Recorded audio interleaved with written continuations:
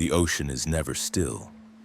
Even in its quietest moments, there is motion, a slow exhale of water, a heartbeat you can feel if you listen long enough. Somewhere between the edges of Florida, the shores of Bermuda, and the coasts of Puerto Rico lies a space that cartographers have drawn 1,000 times, and yet it resists the comfort of definition.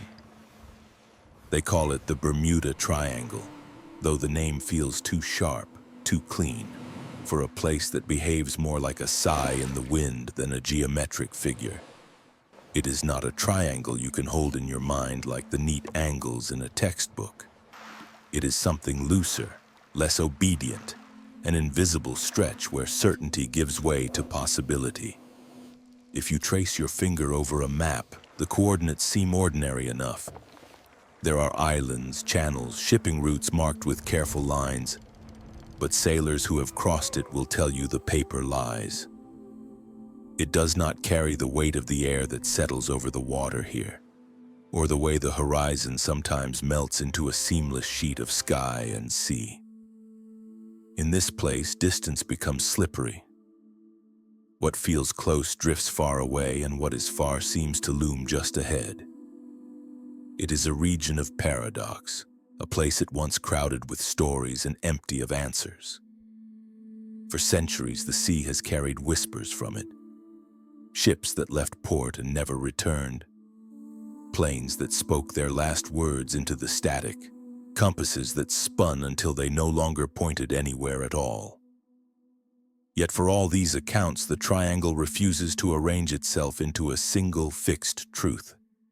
The name itself is a kind of magic trick. Triangle suggests clarity, 3 points joined, lines unbroken, a shape so simple a child can draw it. And yet here, the more you look, the less it holds still. The points blur, the lines dissolve. You are left with an outline that is not an outline, a border drawn in water. Maps are meant to comfort us. They take the chaos of the world and flatten it into something we can fold and put in our pockets. They make us believe that everything can be known if we just have the right coordinates. But some places, like the Bermuda Triangle, remind us that there are still regions where ink cannot capture the truth. This is not a gap in our knowledge to be filled. It is a space that insists on remaining a gap, as if it knows the human mind needs its mysteries as much as its certainties. Old mariners' charts often left blank spaces at the edges of the known world. In those gaps, they would sometimes sketch sea serpents or curling waves, a warning or an invitation depending on how you chose to see it. The triangle feels like a living version of those margins, a space where imagination has more authority than any compass. It is easy to think of mystery as something dramatic, something that announces itself with storms or sudden violence. But here, the first thing you notice is the quiet. It is not an empty quiet, but a pregnant one, full of the sense that something is watching, waiting. The sunlight on the water can be almost painfully bright, the air thick with the scent of salt. And yet beneath it there is a subtle shift in the way time seems to pass. Minutes stretch or fold in on themselves. Journeys that should feel short begin to feel endless, and those that should take days vanish in what feels like hours. The sailors of past centuries spoke of this place as if it were alive, and perhaps in some way it is. The ocean here has moods, glassy calm that hides treacherous currents, playful breezes that turn without warning into relentless winds. It can hold you still as though cradling you, or sweep you away before you have the chance to realize you are moving. For those who have never been, the Bermuda Triangle is an idea, a phrase they've heard in books or late-night conversations. For those who have crossed it, it becomes something more physical, a taste in the mouth, a shift in the weight of the sky. Some feel nothing at all, just another stretch of sea between destinations. Others carry away the memory of a peculiar unease, the way one remembers a dream after waking. Uncertain in detail, but undeniable in its pull. The currents that flow through this space are older than the names we've given them. Long before anyone called it the Triangle, these waters moved as they do now, carrying warm rivers of seawater from one shore to another, feeding storms, smoothing the edges of islands. Beneath, the seafloor drops away in sudden chasms, rises again in sharp ridges, hides deep holes whose bottoms remain untouched by sunlight. Even without legend, it would be a place of complexity and change. And yet legend is what gives it shape in our minds. Without the stories, it would be just another part of the Atlantic. But stories are stubborn things. They cling to places like barnacles, growing thicker with each retelling until it is impossible to separate the truth from the telling. Somewhere in that tangle lies the reason this space still draws our attention. It is tempting to think that every mystery has an answer waiting, like a locked chest in need of a key. But what if some mysteries are not puzzles to be solved, but mirrors to be looked into? The Bermuda Triangle may be one of these, a place that reflects our need to believe in more than what we can measure. Imagine standing at the rail of a ship as it glides into this stretch of water. The air feels the same, and yet not. The waves rise and fall in the same rhythm, and yet there is a difference you cannot name.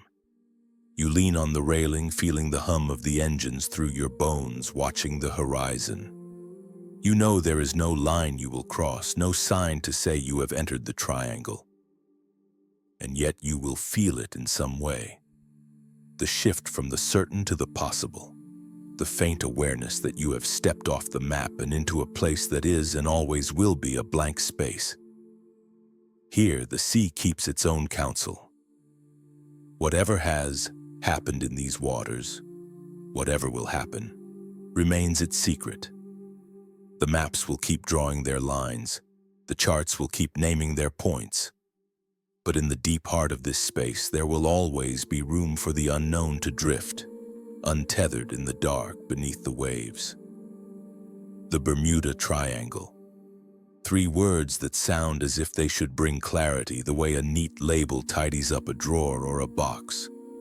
But when you speak them aloud, they taste strange, as though the name is trying to tame something that refuses to be held.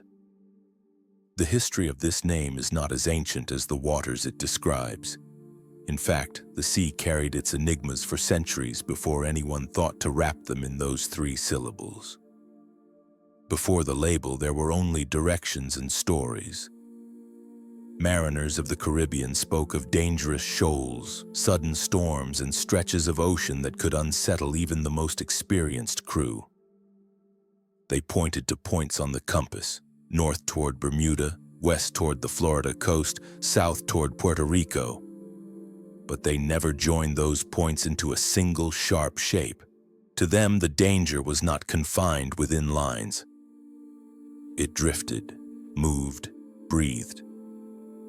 It was not until the mid-20th century that the phrase Bermuda Triangle emerged. Some say it began in passing conversation, a way to make sense of a cluster of disappearances that had unsettled the public imagination. Others point to a specific date, 1964, when writer Vincent Gaddis published an article in a pulp magazine, Argosy, describing a stretch of sea where ships and planes vanished without explanation. His piece drew lines between Bermuda, Miami, and San Juan, sketching a triangle that, at least on paper, seemed to contain the mystery. The image caught fire in the minds of readers. Here, at last, was a name for the unease they'd heard about for years. Yet even then, the fit was imperfect. A triangle is an obedient shape. It is clean, exact, balanced. You can calculate its angles, measure its sides, predict its area. The thing it describes, this patch of ocean, is none of those things. Its edges are porous. Its heart shifts. A storm that begins outside its supposed borders can spill inside, and an accident within can just as easily occur 100 miles beyond. The triangle was never a fixed territory so much as a poetic frame, a device to hold a story together. There is power in naming, but there is also danger. A name can freeze a thing in the mind, strip it of its fluid nature. The Bermuda Triangle, once drawn on paper, became something people felt they could point to, almost own. It was a zone they could imagine on a globe, something that could be entered and exited like a country. But the sea resists such borders. Its currents pay no attention to geometry. Still, language has a way of shaping our fears. Before the triangle had its name, its stories belonged to scattered voices. A captain in Havana describing a squall that swallowed his brig. A pilot in Fort Lauderdale speaking of compass needles swinging wildly. After the name took root, those voices began to sound as though they were part of one great, interconnected tale. The label did not explain the mystery, but it gave it a center, a gravity that pulled every strange report toward it. It is worth remembering that the Bermuda in Bermuda Triangle is itself a name born of centuries of encounter. The islands were named for the Spanish sea captain Juan de Bermudez, who first recorded them in 1505. Long before that, they were known to indigenous sailors and feared by mariners from Europe, who spoke of treacherous reefs and eerie noises that drifted over the waves. To tie that ancient reputation to a modern mystery was both natural and irresistible, and so the title became a kind of spell, simple enough to repeat, evocative enough to spread. Newspapers adopted it, television whispered it, paperback covers printed it in bold letters against shadowy skies. Soon it was hard to find a person who hadn't at least heard the name, even if they could not place its points on a map. But in naming something unnameable, we risked narrowing it. Imagine trying to pin a shadow to the ground.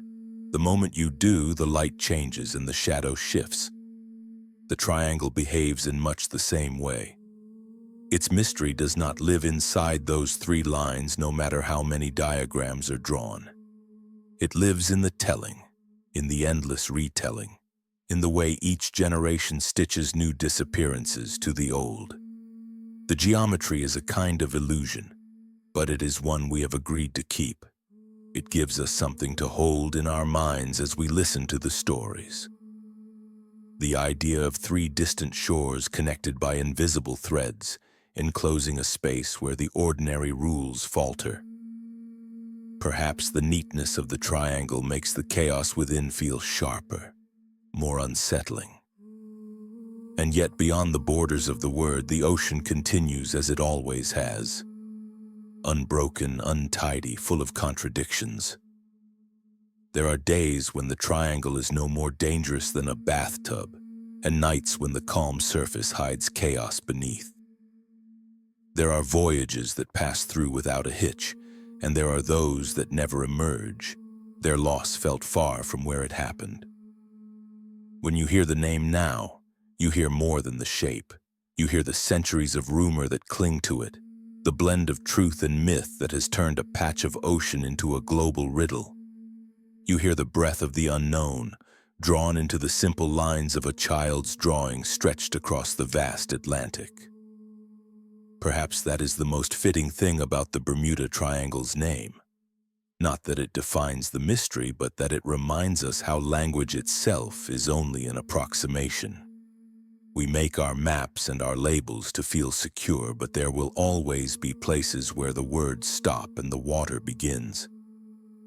The name draws you closer, but the reality slips away just beyond reach, as it always has, and perhaps as it should. Long before the Bermuda Triangle was a headline, it was a murmur carried on salt air. In harbors and dimly lit taverns, sailors spoke in voices pitched low, not because they feared being overheard, but because the stories themselves seemed to require it. These were not proclamations or official reports, they were confessions. Fragments passed from one set of weathered hands to another, smoothed and reshaped like stones in a pocket. A fisherman might lean against the railing of a dock and mention a schooner that never returned from its run between Nassau and Miami. A cargo captain might talk about a sudden wall of fog, so dense and strange it felt alive, parting only when the crew had forgotten which direction they were headed. The tellers did not always agree on details. Sometimes the names of the ships changed. Sometimes the weather in the telling was calm when it had been violent.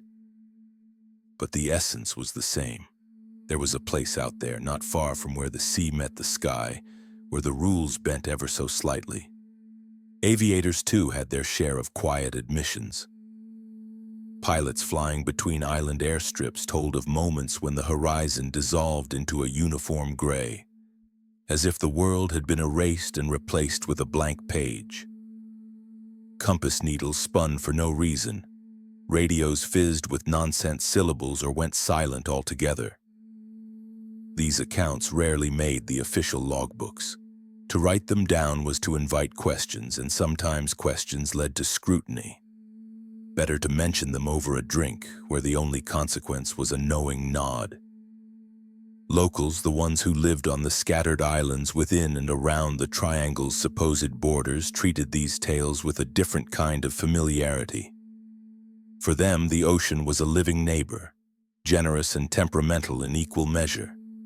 They did not need to dress the stories in the trappings of mystery. They already understood that the sea could be both giver and taker without warning. The rumors were not warnings to stay away, but reminders to move through the world with humility. The curious thing about these whispers was how they could comfort and unsettle at the same time. To hear them was to feel part of a lineage, connected to all those who had sailed before. You were inheriting a kind of secret knowledge, a recognition that the world still held corners you could not predict or control. And yet there was also that small, persistent chill, the awareness that you too might one day become the subject of someone else's quiet story. Over time, the rumors began to collect their own gravity. Even those who had never sailed the Caribbean could feel the pull of these half-truths. They spread outward like ripples from a dropped pebble, reaching ports and airfields far from the triangle itself. Some swore they knew a man who had vanished there. Others claimed they had seen lights skimming the water's surface on moonless nights. A few told of entire ships discovered, adrift, crewless meals still set on the tables as though the people had simply stepped away for a moment. Whether true, distorted, or invented, these early accounts did something the official charts could not. They gave the triangle a texture. It was no longer just an empty expanse on a map.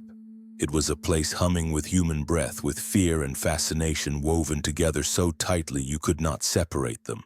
And perhaps that is why the rumors have never faded. They are not dependent on evidence or proof. They survive because they are small enough to carry, easy to pass on in a single evening's conversation. They survive because they leave space for the listener's own imagination to fill in the gaps. In the end, the weight of these stories is not measured in facts, but in the way they linger. Soft as a whisper, heavy as the deep. The Gulf Stream begins in warmth. Born in the tropics, it gathers itself from countless smaller currents, drawing heat from the sunlit shallows of the Caribbean and the Gulf of Mexico. Then, like a great unhurried river, it slips through the narrow throat of the Florida Straits and out into the open Atlantic. Here it becomes something vast and steady, a blue ribbon of water that runs not across the land, but through the restless heart of the sea. From the deck of a ship you cannot see its borders. The Gulf Stream does not announce itself with foam or jagged lines. And yet, if you linger, you will notice the change. The water shifts from green to a deeper, almost impossible blue, a color so rich it feels like looking into the memory of the ocean itself. The air grows softer, warmer, even in months when the land behind you shivers in winter. There is a subtle speed beneath your keel, as though an unseen hand is carrying you forward. Sailors have always known it was there. Long before its path was plotted by modern science, navigators felt its pull. Spanish treasure fleets returning to Europe let it catch their heavy galleons, riding the current north and east toward home.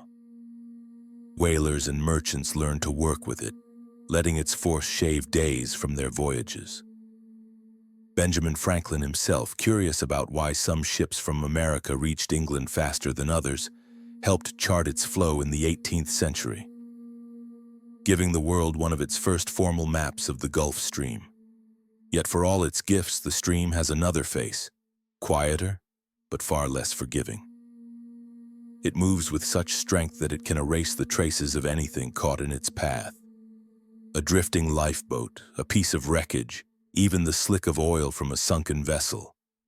All are carried away swiftly, sometimes vanishing before searchers know where to look. In this way, the Gulf Stream has been both witness and accomplice to the mysteries of the Bermuda Triangle. It is easy to imagine it as a kind of living boundary marking one side of the triangle's fabled space. But unlike the crisp lines of a chart, its edge is alive, breathing. It shifts with seasons, wind, and weather, sometimes pressing closer to the Florida coast, sometimes wandering farther east. Its speed can double in a storm, turning what might be a calm drift into a sudden race. Light plays upon it differently than on the still waters beside it. Sunlight seems to sink deeper here, scattering in luminous shafts, revealing flashes of life, the quick silver arc of a fish, the slow pulse of a jelly drifting past. But when clouds roll in, the same depths turn almost black, an opacity that feels ancient, hiding whatever moves below. For those who have traveled it, the stream becomes part of memory. There is a rhythm to the swells, a low thrum that blends with the sound of engines or sails. At night, the moon paints it in shifting silver, and the wake behind glows faintly with bioluminescence, as though the sea itself were lit from within. In these moments, it feels almost benign, a vast and steady companion. But mariners know to respect its reach. A ship without power caught in the Gulf Stream can be carried hundreds of miles before help arrives. Search planes might scan an area where a vessel was last reported, only to find nothing because the stream has already swept the debris far away. Even skilled navigators, if they forget to account for its push, can find themselves drifting off course, arriving days later than intended or not at all. The Gulf Stream's beauty lies in its dual nature. It is both generous and indifferent, carrying voyagers to safety or sweeping them into oblivion with the same steady motion. It does not choose, it does not notice, and that indifference is perhaps what makes it so dangerous. To think of it as merely a current is to underestimate it. This is a river older than our maps, older than our languages for naming rivers. It has flowed since long before the first human eyes saw the Atlantic, since before there were ships to ride it. Its path is written in the turning of the earth itself, in the slow dance of wind and tide and heat. And so it moves day after day, century after century, stitching together distant coasts, erasing the traces of storms and wrecks, feeding the life of the ocean and the stories of its mysteries. Those who venture into the waters of the Bermuda Triangle cross it often without thought, trusting in their engines, their charts, their luck. But the Gulf Stream is always there beneath the hull, carrying its own history and its own power, a silent current that can bring you home or take you somewhere from which you never return. Beneath the calm surface of the Bermuda Triangle lies a world shaped over millions of years, a landscape unseen yet more varied and dramatic than most mountains on land. The ocean floor here is no flat plain. It rises in jagged walls of coral, drops into yawning chasms, and hides chambers so deep and dark they have never been touched by light. The water above may glitter like glass, but beneath it the terrain is as complex and restless as the sea itself. Close to shore, the seabed wears a living skin. Coral reefs, intricate as lace and hard as stone, form barrier walls that guard the islands. They are cities built by creatures no larger than a grain of rice, each tiny polyp adding to the architecture over centuries. From above, they appear as pale ribbons or turquoise halos marking the boundaries between shallow safety and the deeper unknown.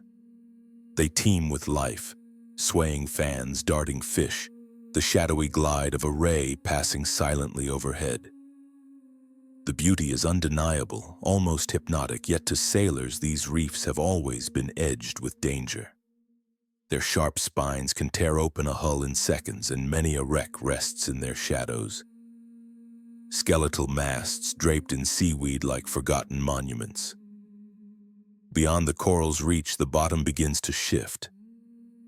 Sandy shelves slope downward, sometimes gently, sometimes abruptly, until they drop into the great channels and trenches that carve the triangle's underbelly. Here lie the blue holes, vertical caves in the seabed plunging straight down into darkness. Some are only a few dozen feet across, their mouths edged with coral like the rim of a well. Others gape wider, inviting divers to descend into their depths, where the light fades from sapphire to midnight in a matter of yards.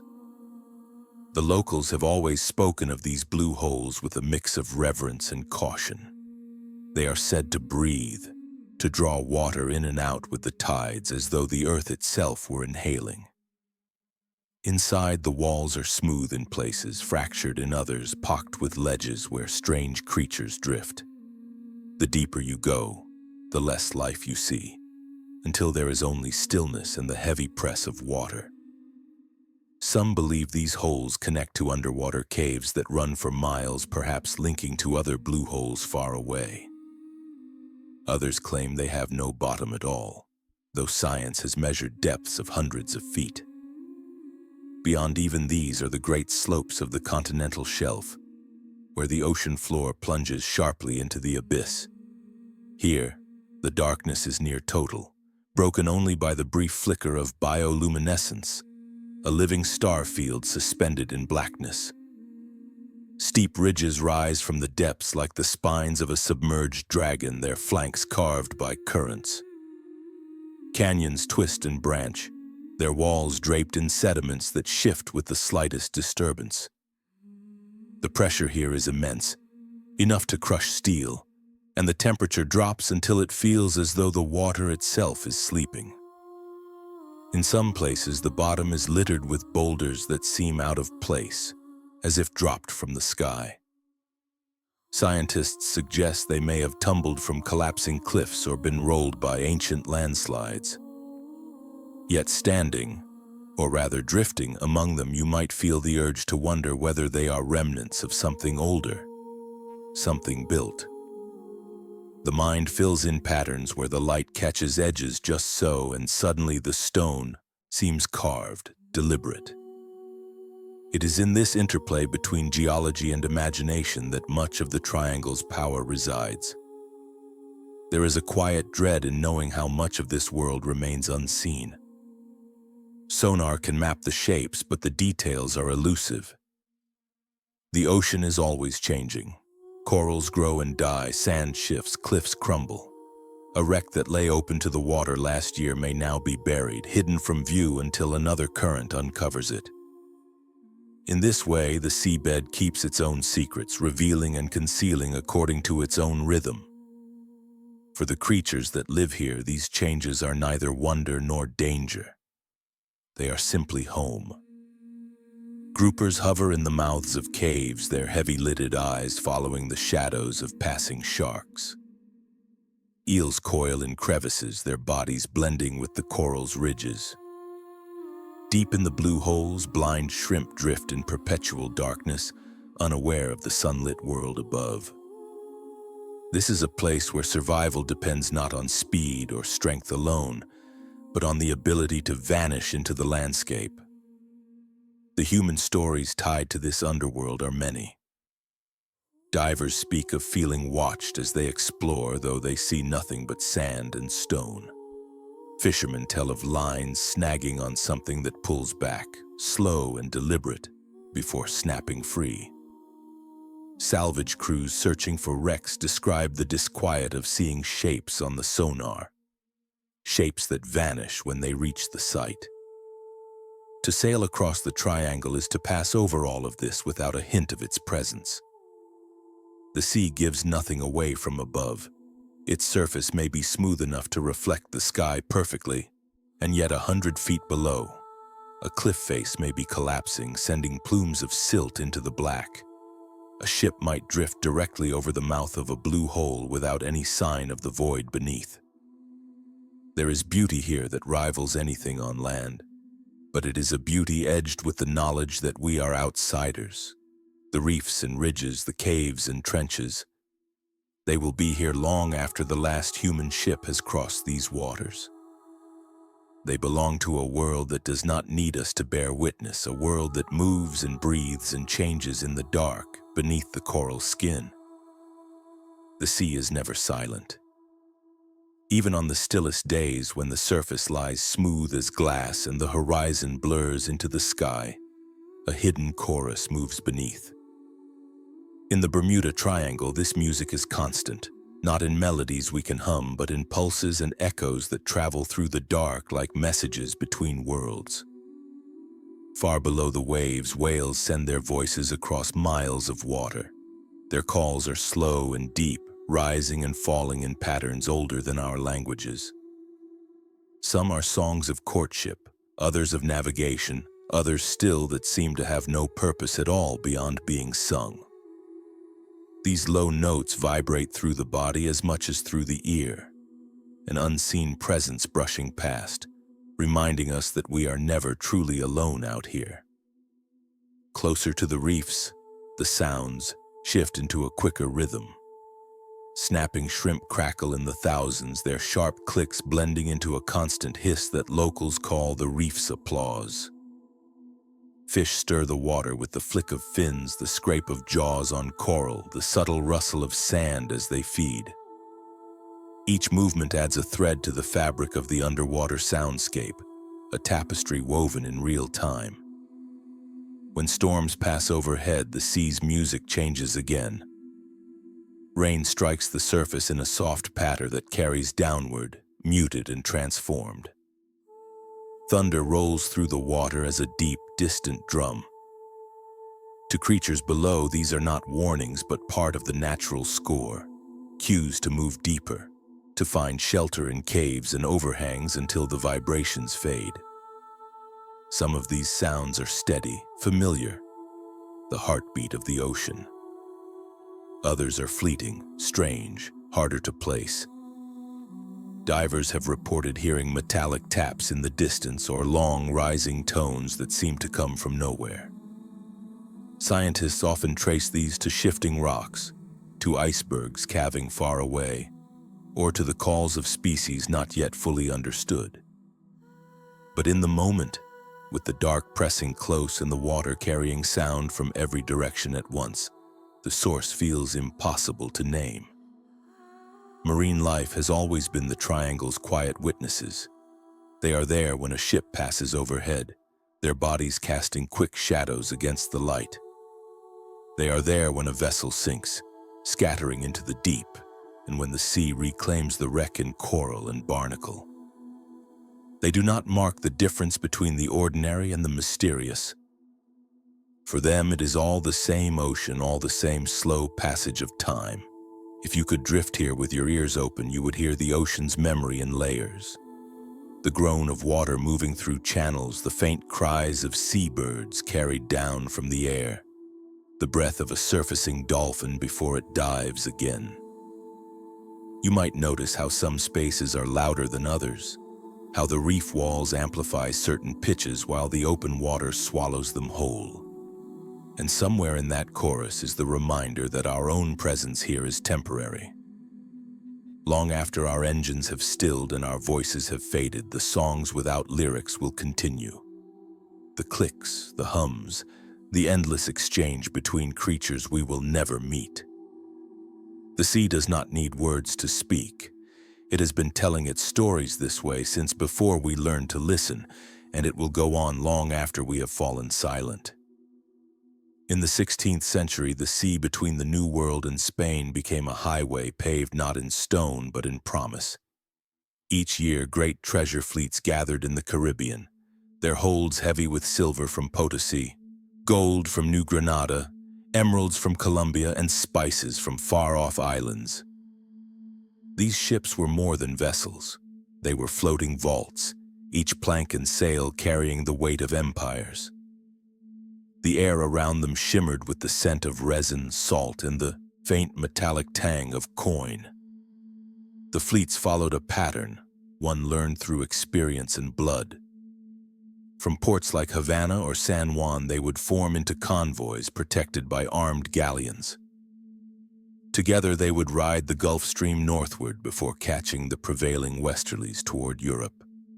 In fair weather, the voyage was long but sure. Yet in these waters, fair weather was never a guarantee.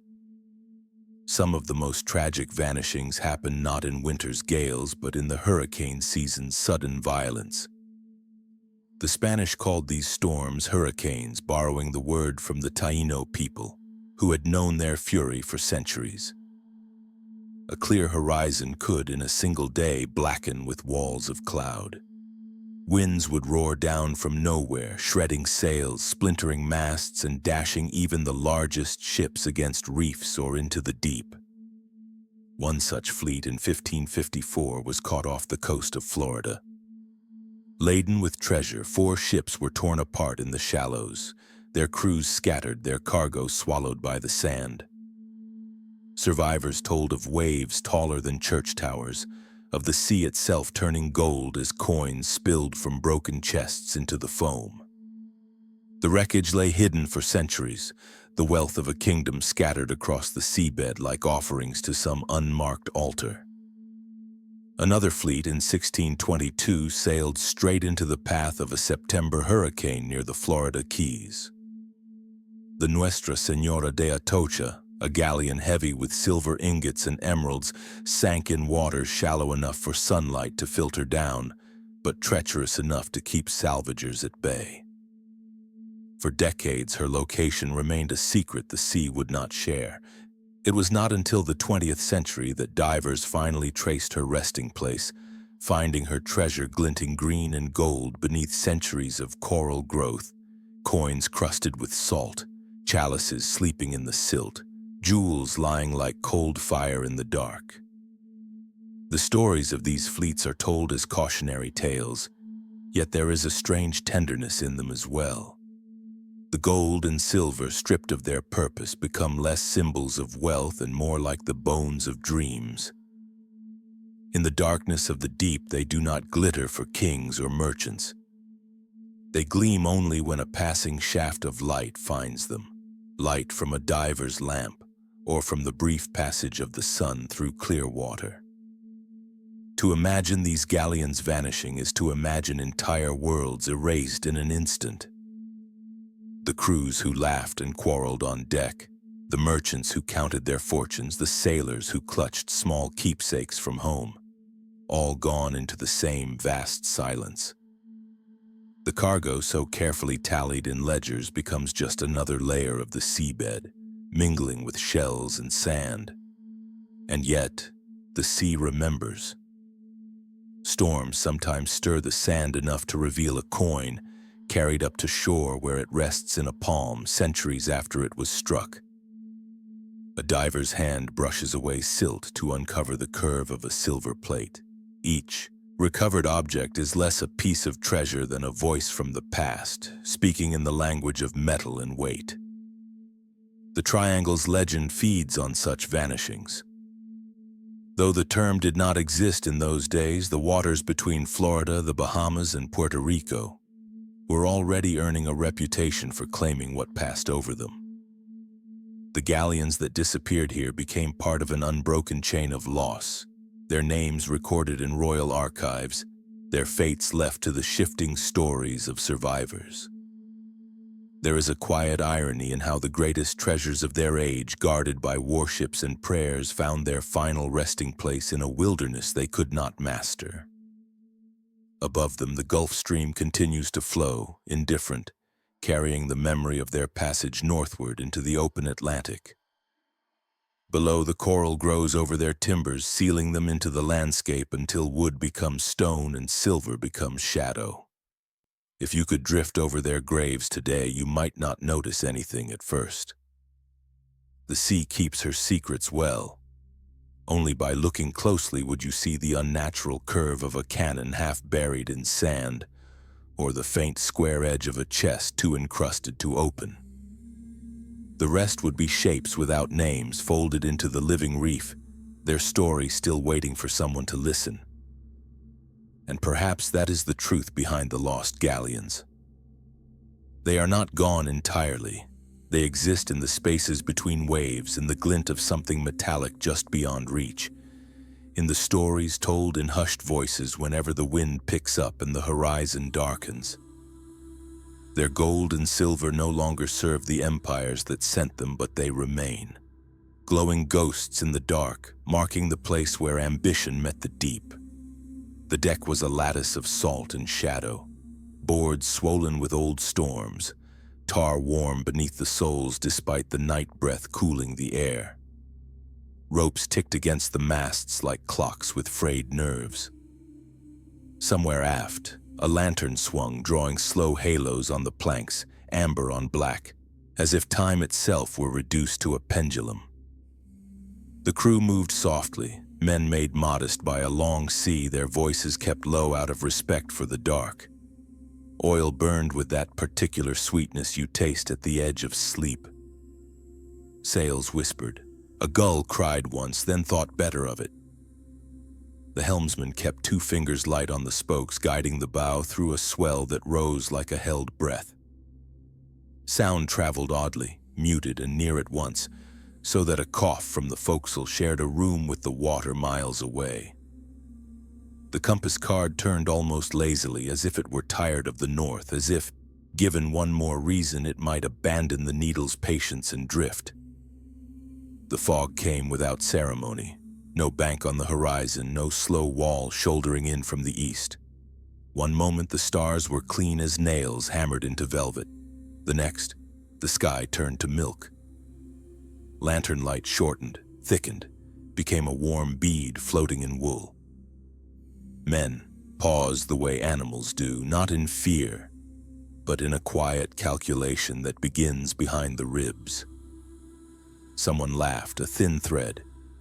Someone else said easy, then didn't finish his thought. There is a particular sound when fog takes the ship. A smothered hush, like blankets over a clock. The creak of timber grows intimate. The ocean's slap against the hull becomes a hand on the back. The smell changes too. The sugared smoke of oil mixing with wet linen, with salt heavy as iron filings.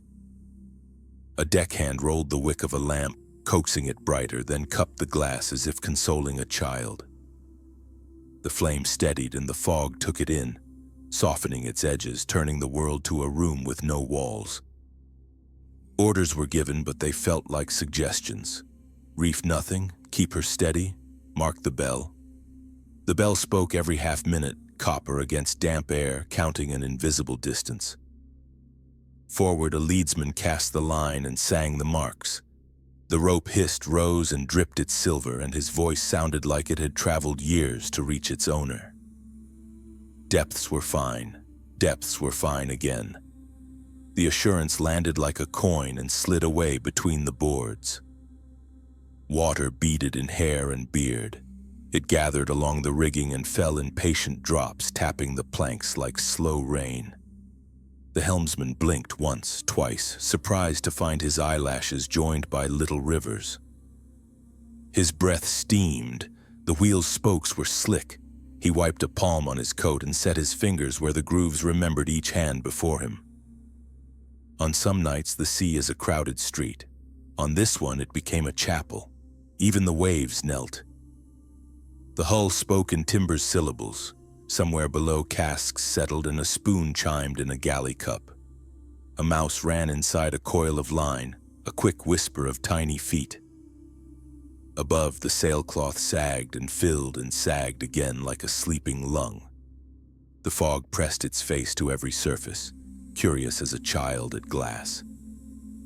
They tried listening for other ships, a second bell, a call, an engine's far hum. The fog answered with 1,000 nothings. The lookout leaned out for any seam of difference, a darker dark to show a hull, a lighter gray to prove an opening. The world refused contrast. The horizon had been confiscated.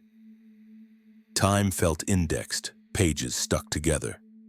A minute became heavy and long, an hour tried to be brief. A man pinched his own wrist as if to keep it, and the skin came away wet. Down in the hold, the ballast shifted an inch, and the whole vessel, persuaded by that whisper, altered her sentence mid-phrase. No one corrected the grammar.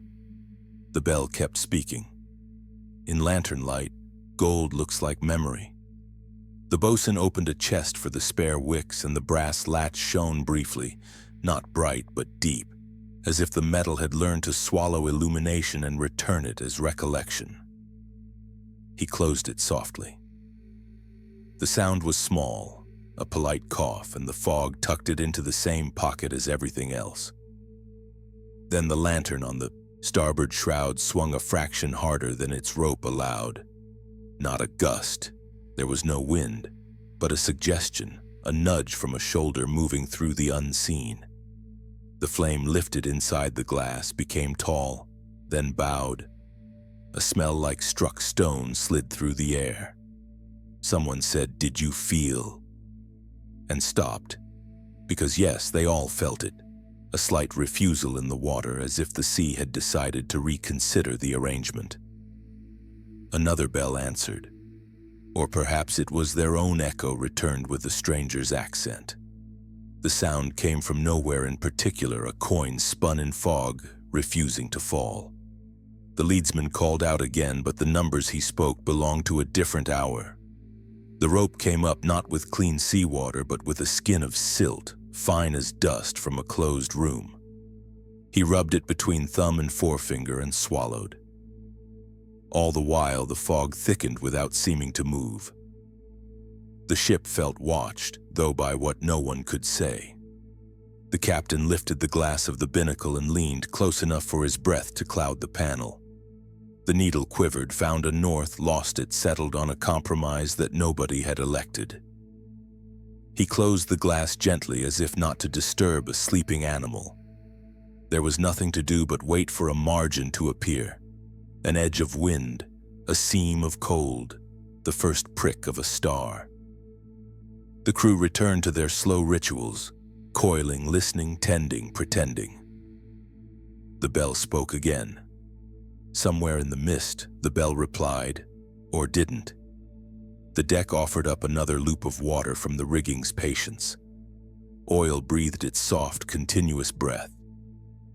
Between one swing of the lantern and the next, the world considered its next sentence and did not yet write it. In the holds of ships that vanished, there were always things meant for other hands. Letters folded in oilskin, their creases worn from being read and reread by lamplight before sealing. Parcels wrapped in linen, stitched with care, meant for a child's birthday or a mother's table. Ledgers inked in neat columns, recording debts and promises in numbers and names. All of them set out across the sea with the quiet assumption they would arrive. Some of those letters carried the weight of absence. A sailor writing from Havana to say he would be home by spring. A merchant promising his partner the voyage was profitable and safe. Others were lighter, sketches of an unfamiliar coastline, pressed flowers from an island garden, a poem copied clumsily in a hand unused to writing. Between the lines ran the steady thread of human certainty, the belief that a message sent is a message received. But the sea has no respect for such assurances. Storms rose without warning, hulls splintered on unseen reefs, ships slipped beneath without a word. The cargo, light or heavy, precious or mundane, sank together into the same cold dark. Ink bled from paper into the water until it was no more than a gray cloud. Cloth unraveled, knots loosened, wood swelled and came apart.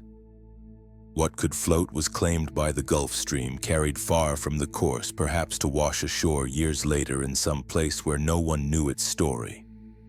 There are records still of inventories never checked off, manifests whose listed goods were never unloaded. One chest of silver coins, 2 barrels of cocoa, 4 letters sealed. Such lines in a ledger do not say how the coins were meant to pay for a wedding, or the cocoa to sweeten a child's milk, or the letters to soften the edge of waiting. Those details live only in the spaces between words, and when the ship does not arrive, the spaces remain empty. On land, the waiting stretched out like an anchor line with no end.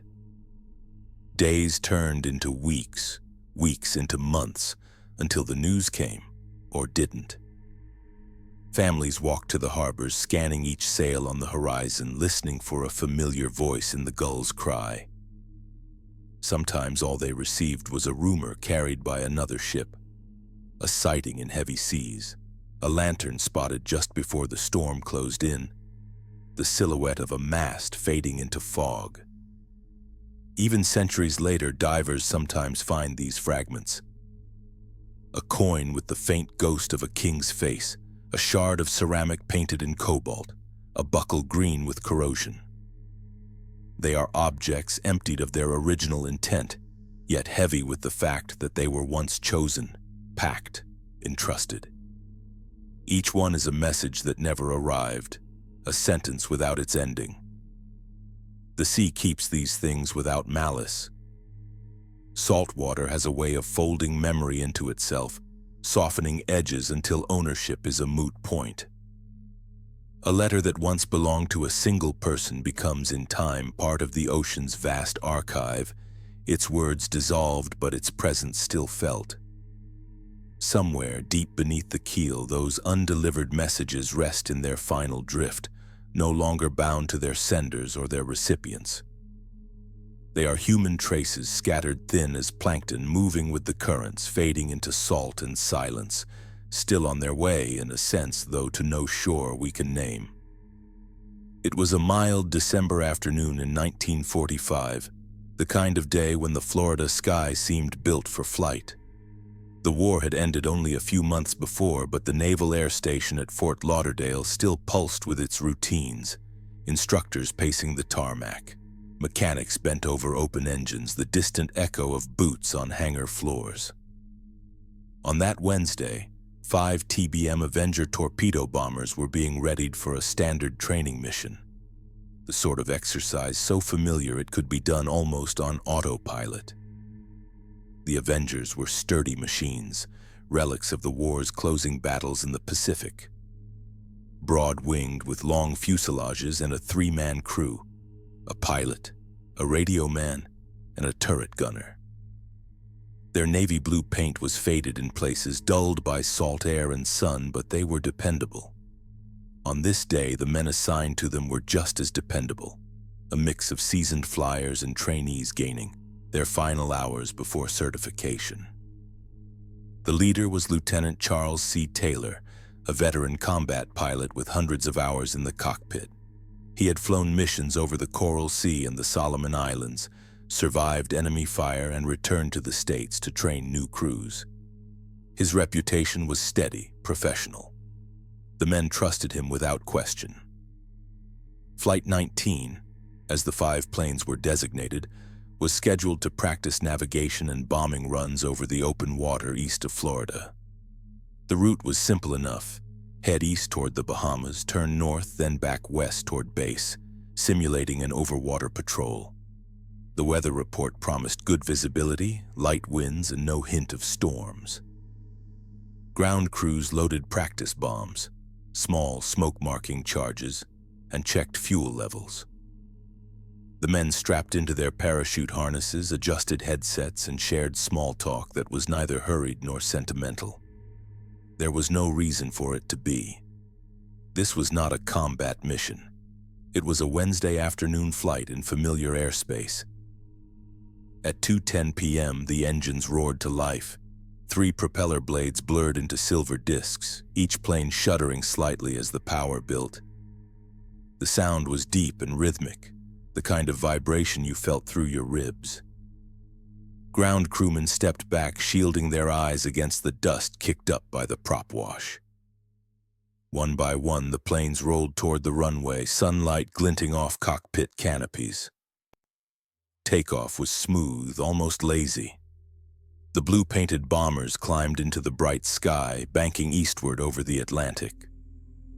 From the ground, they looked like a flock of slow, deliberate birds, their wings steady against the winter light. The land fell away beneath them, the green and gold of Florida's coast, the pale stretch of sand, the darker blue line of the sea. From the cockpits, the view was endless. Below, the water shifted from near turquoise over the shallows to the deep, almost violet blue of the Gulf Stream. Sunlight struck the waves in flashes, a scatter of moving stars. The air was cool at altitude, but the sunlight warmed the backs of their necks. Over the intercom, voices traded bearings and light jokes. The crews were focused, but the atmosphere was easy.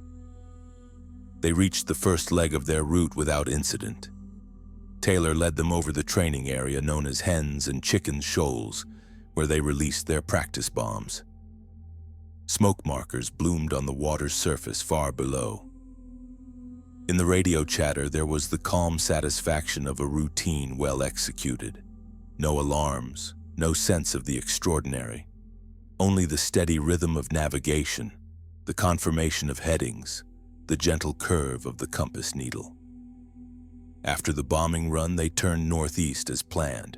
This was the long leg, the part that carried them out over open water before the final turn westward toward home. The sea stretched in all directions, unbroken save for the occasional whitecap or shadow of a reef far below. It is strange, in retrospect, how much of the story's beginning feels like stillness. No mechanical failures, no bad weather, no missed signals. The planes moved in formation, their engines droning in unison. On the ground, the tower tracked them as a matter of course, logging positions, expecting their return well before dusk. The calm of those first hours is important because it sharpens what would follow. In the steady cadence of a training flight, there was no reason to think of danger. The men were not flying into combat or crossing uncharted seas. They were in peacetime, in home waters with fuel enough and daylight to spare. Somewhere ahead, the air began to change, not in temperature, not in turbulence, but in the subtle way light can shift at sea. The horizon blurred slightly, a faint haze smoothing the line between sky and water. The men in the cockpits may have noticed it without comment, the way one notices the weight of a cloud bank or the pull of a distant rain. There was no rush to adjust course. At that moment, Flight 19 was still exactly what it had set out to be. 5 Navy bombers crewed by ordinary men following ordinary orders. The sea below held no threat they could see, and the sky above promised nothing more than the slow approach of evening. In the radios, voices still moved easily between instruction and banter. In the engines, the steady hum was the heartbeat of the familiar. This was the last time the day would feel certain. At 3:40 in the afternoon, the first strange note reached the Fort Lauderdale control tower. The voice was Lieutenant Taylor's.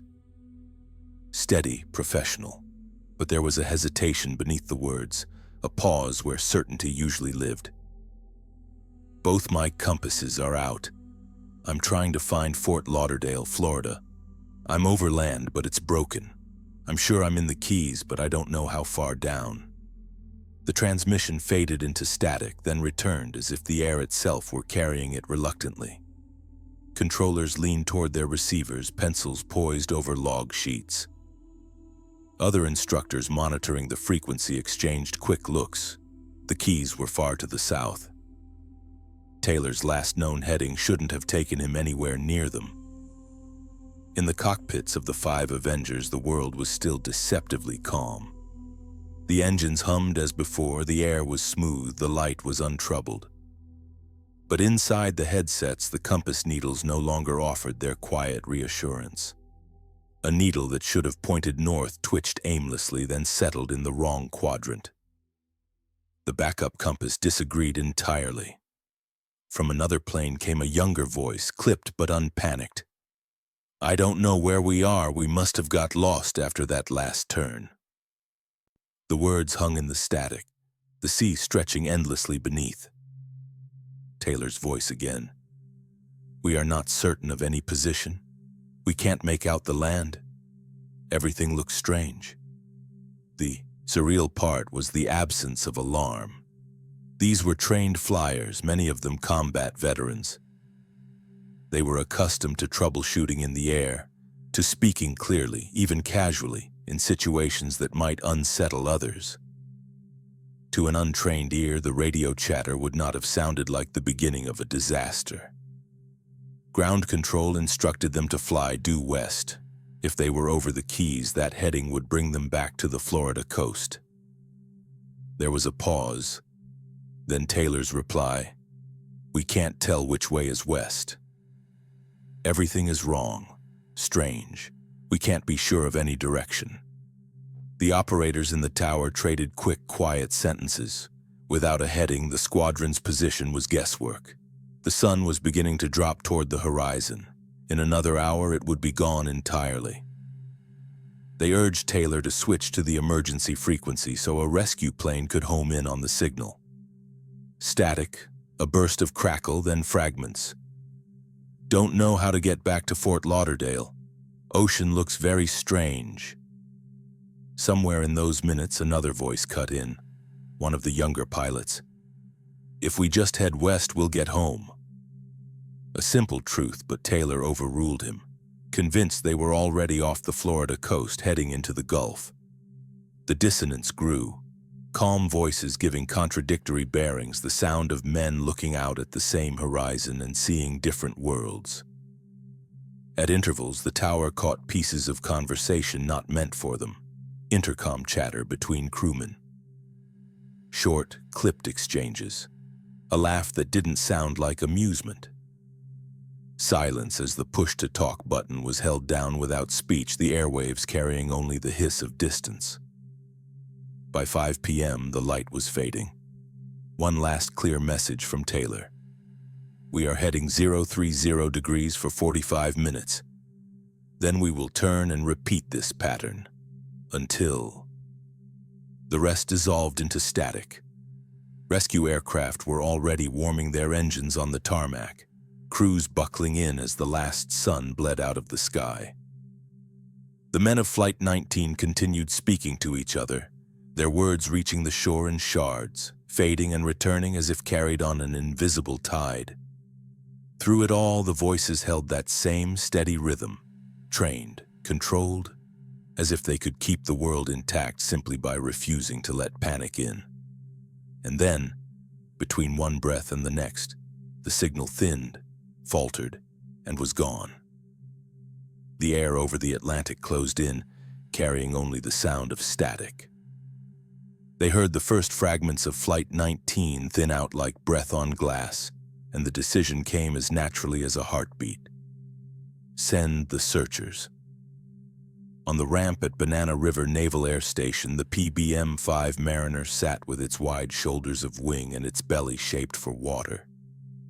Crewmen moved under the floodlights, fueling lines snaking like veins. Radios hissed with coordinates that didn't agree, bearings that refused to meet. 13 men climbed, aboard, each carrying the weight of his own habits. Lucky pencil, folded photo, a tin of tobacco.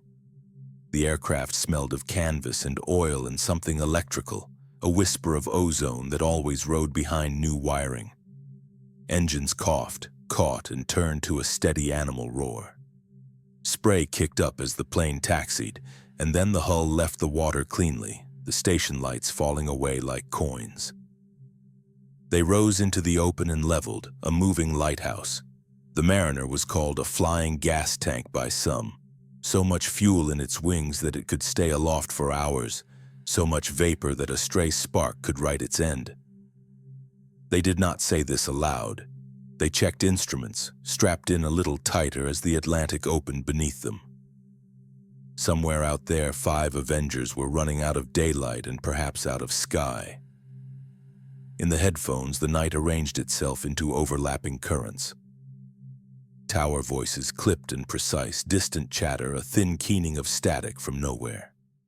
The navigator laid a ruler on the chart and drew a line that felt more like faith than geometry. The pilot held that line as if holding a pulse. The radio man tuned and retuned, his fingers learning the dial again with every pass. Clouds lifted and fell like curtains.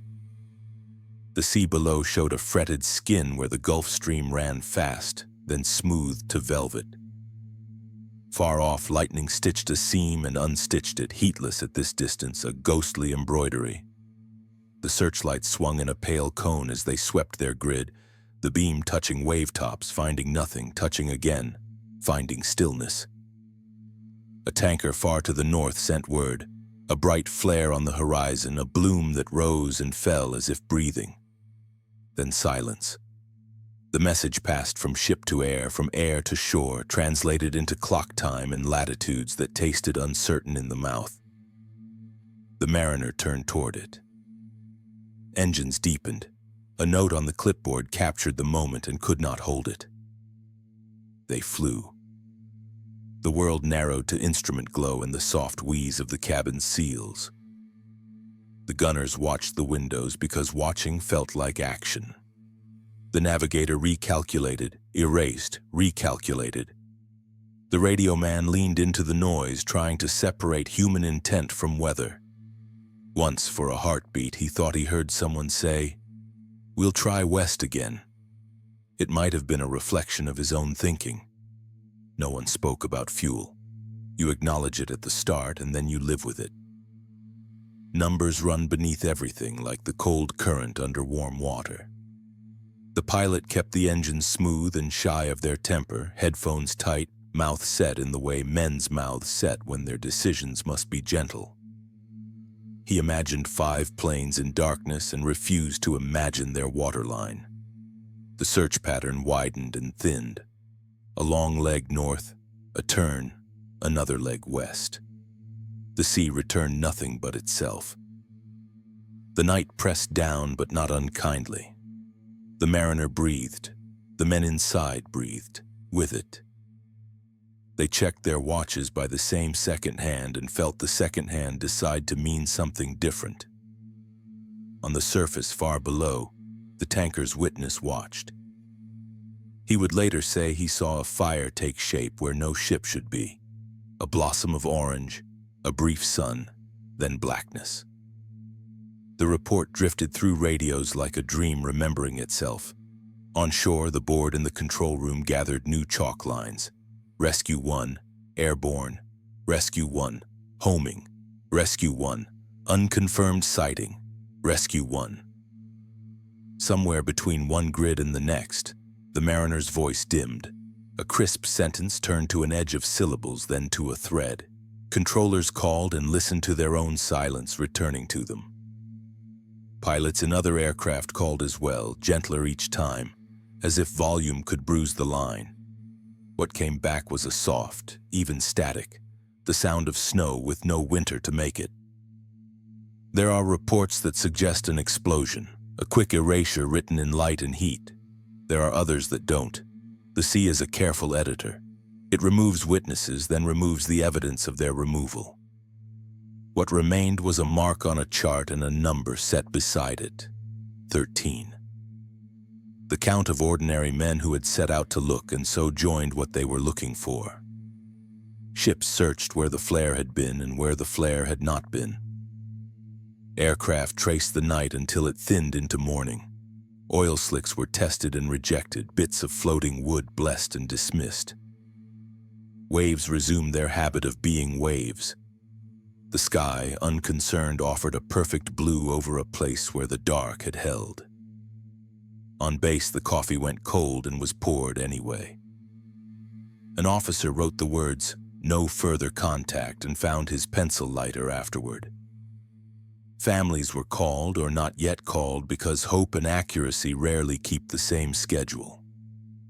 Someone swept the hangar where the mariner had rested and found nothing that could be returned. By afternoon, the chain of loss had hardened into a story that even its tellers distrusted. 5 planes that could not find West. Another plane that went to find them and could not find itself.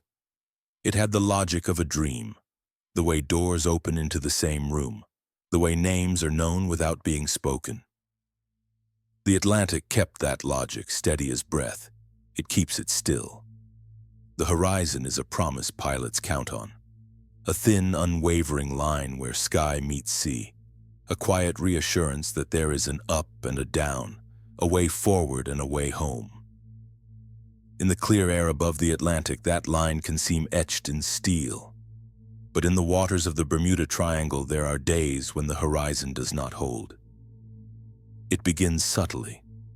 A haze creeps in at the far edges of vision, softening the sharpness between blue water and pale sky. At first it is harmless, even beautiful, a watercolor wash blurring the day. Then it thickens, until the line is gone altogether. What was once a vast open map becomes a seamless dome, the sea indistinguishable from the air. Pilots have described the effect in the simplest words. Everything went white, or gray, or silver. A few say it was like flying inside a pearl, the light diffused in every direction. Without shadows, without contrast, the senses lose their foothold. The altimeter and compass remain, but the human mind searches for a horizon instinctively, and when it cannot find one, the body feels unmoored. Sometimes the sky's vanishing act comes with weather. Towering cumulus clouds rising in columns, their bases dark and ragged, their tops folding over in billowing anvils. Other times it arrives in stillness, the clouds closing like curtains drawn across a stage. A pilot flying from San Juan in the 1960s recalled watching a wall of cloud build in front of him with uncanny speed, its leading edge curling inward as though the sky were folding itself away.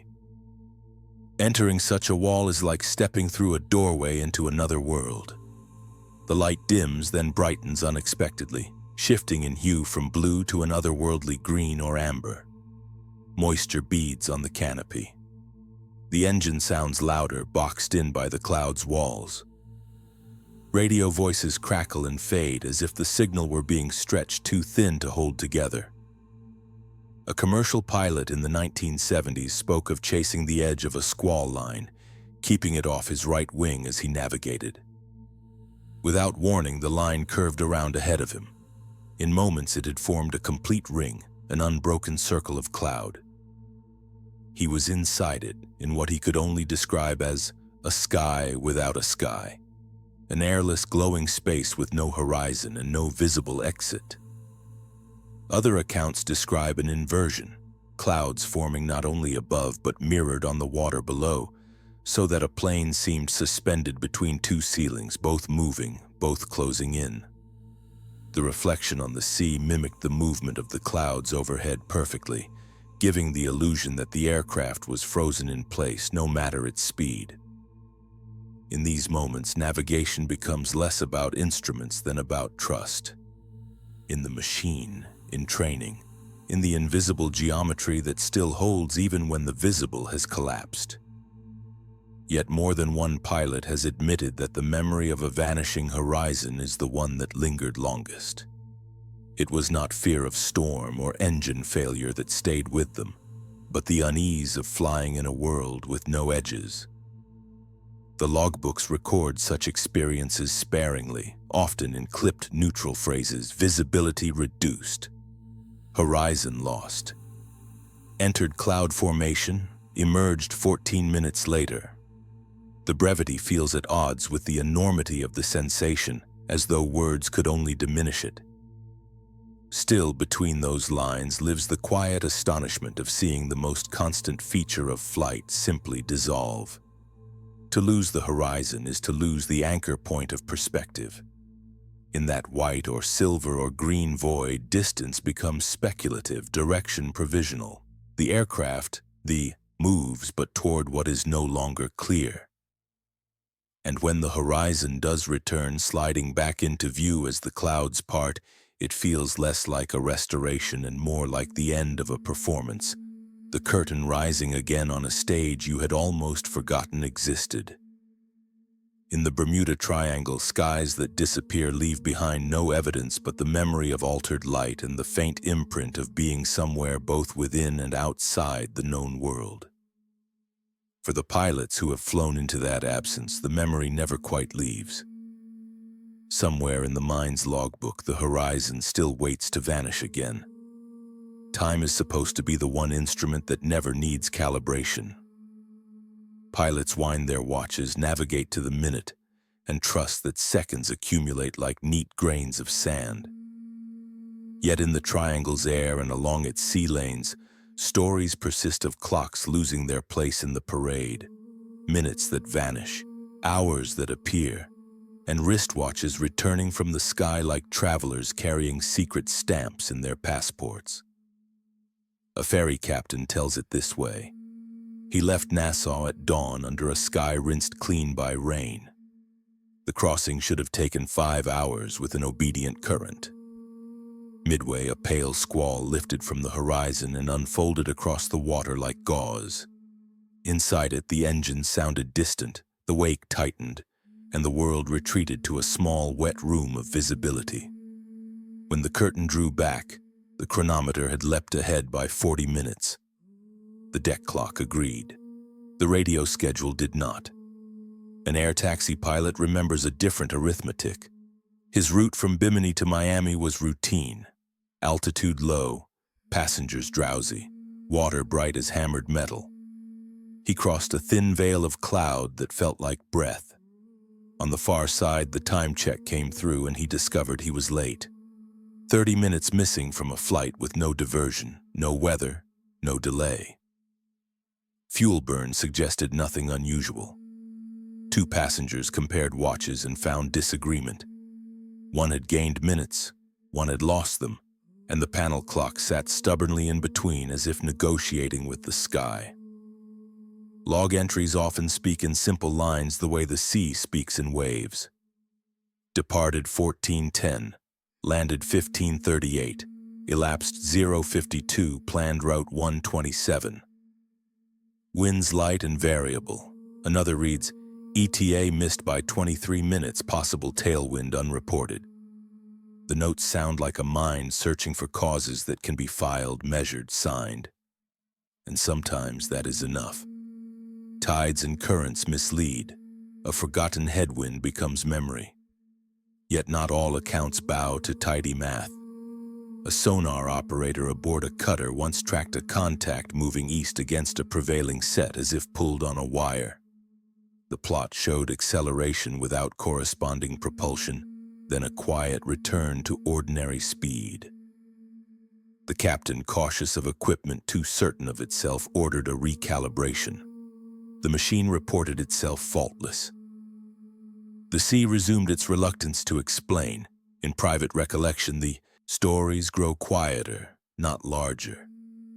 A navigator confesses that his wristwatch, synchronized before takeoff, fell behind by 10 minutes during a leg in spotless weather, then, without his hand, caught up in a single breath as if a sprung coil had settled. A diver says his bottom time stretched. His gauges scolded prudence. His body insisted calm, and he surfaced convinced he had been below for a fraction of the measured span. Neither man filed a report. Both kept the memory like a smooth stone in a pocket, proof only to the hand that touched it. Explanations arrive clothed in usefulness. Instruments drift. Quartz crystals misbehave with temperature. Human perception stretches and compresses when horizons vanish and sound becomes a private chamber. The Gulf Stream abridges journeys and confuses reckoning. A skipped time zone on a chart. A radio tick misheard. A crown pulled by a sleeve. Each reason has its place, and many mysteries retire comfortably into them. But a few refuse to retire. The same pilot lands with extra fuel that arithmetic cannot justify. A captain's log and a lighthouse record disagree about when a beam was seen. Two aircraft flying the same track report the same peculiar displacement as if both had been nudged across an unseen seam. The patterns are not proof. They are only echoes. Yet the echoes gather like swells that decide to travel together. Those who do not fly or sail might think of time as a river that moves one way at one speed. Those who live in the triangle's weather know the river braids and eddies. Storm walls turn minutes to syrup. Sudden calms make hours brittle and easy to break. Night herself alters velocity. A moonlit watch dissolves. A fog-thick afternoon congeals into a single long breath you cannot exhale. And then there is the feeling, unscientific and unfiled. The sense that time is a fabric you can run a finger across. On some crossings, the weave is tight and smooth. On others, it has snags, little raised knots that catch the mind. You pass one and realize a page has turned without your hand upon it. You pass another and realize you are still reading the same paragraph, though the light has changed. A radio operator once kept a log of every tick he heard from the Time Standard broadcast, a national metronome flowing through his headphones.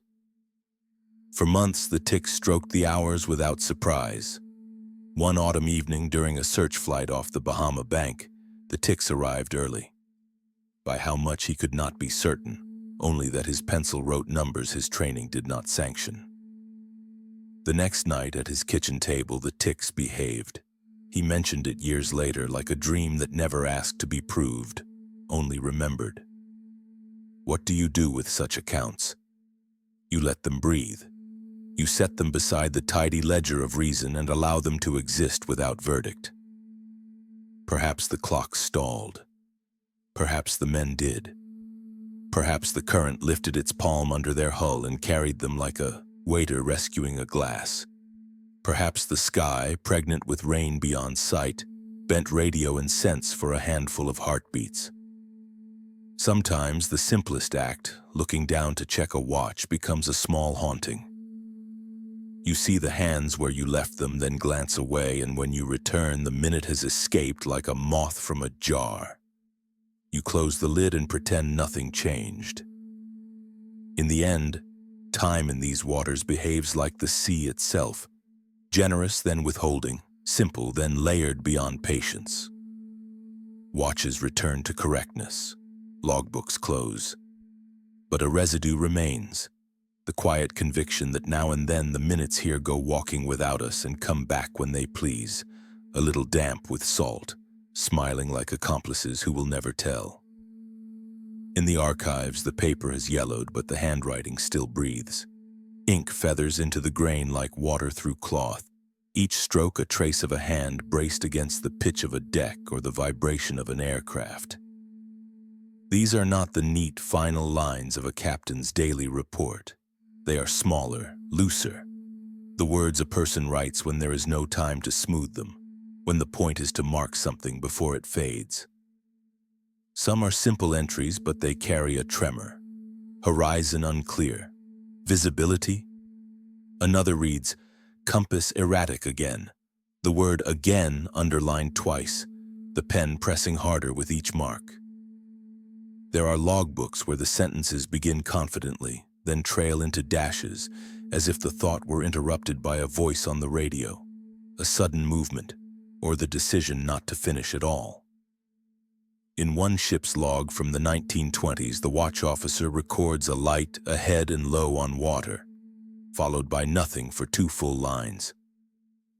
The next entry resumes with weather conditions, as if the intervening sight had been swallowed whole. Another notebook from a patrol plane in the 1950s includes a single line drawn under half a page of coordinates. No explanation, no continuation. The graphite line itself smudged as if by a finger. Handwriting carries mood in ways the typed word cannot disguise.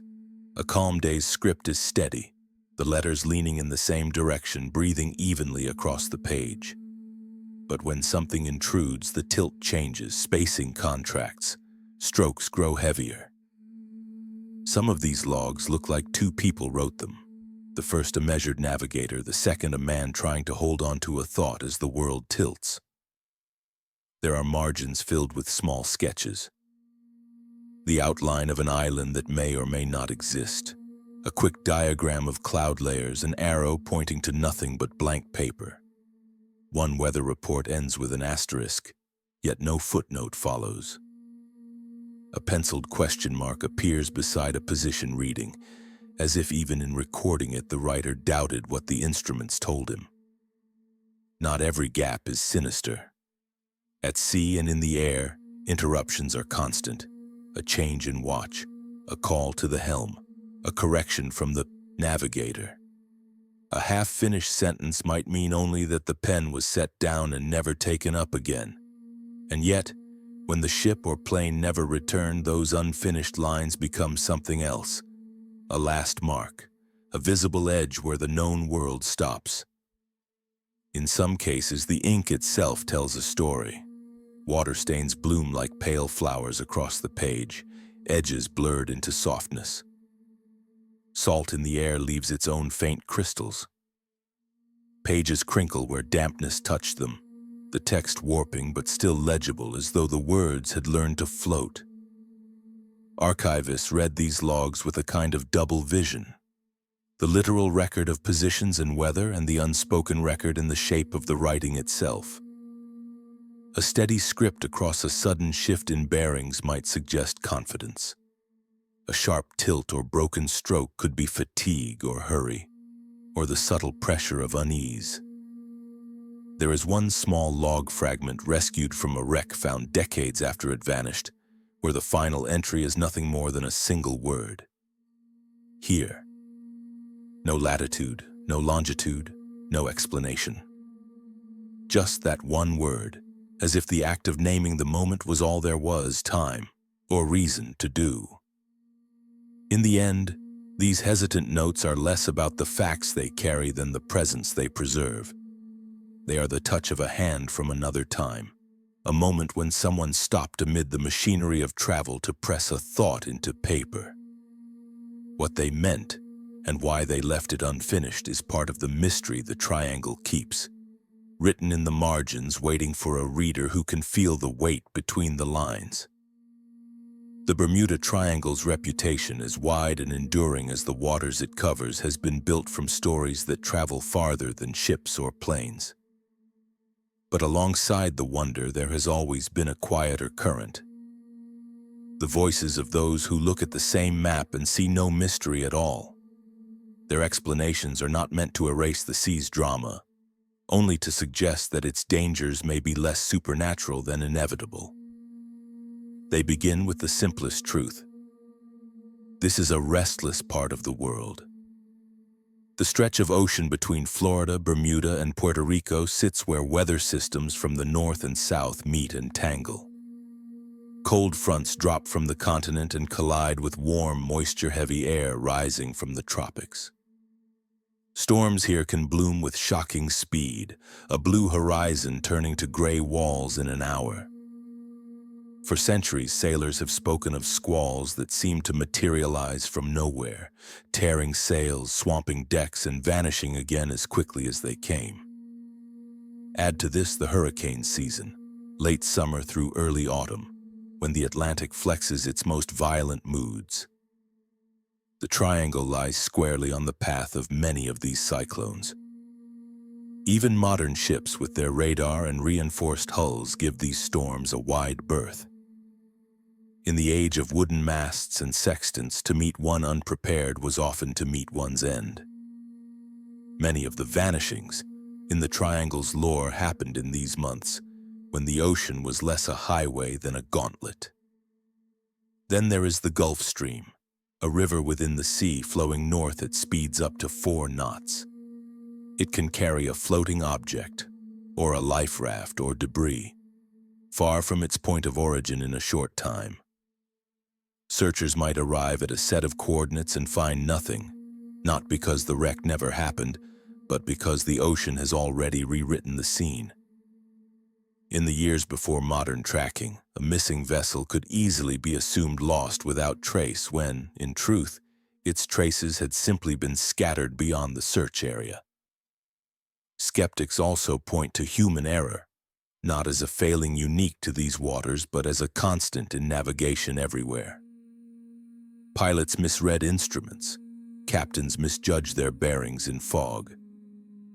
A radio call might be garbled by static or misunderstood in the rush of an emergency.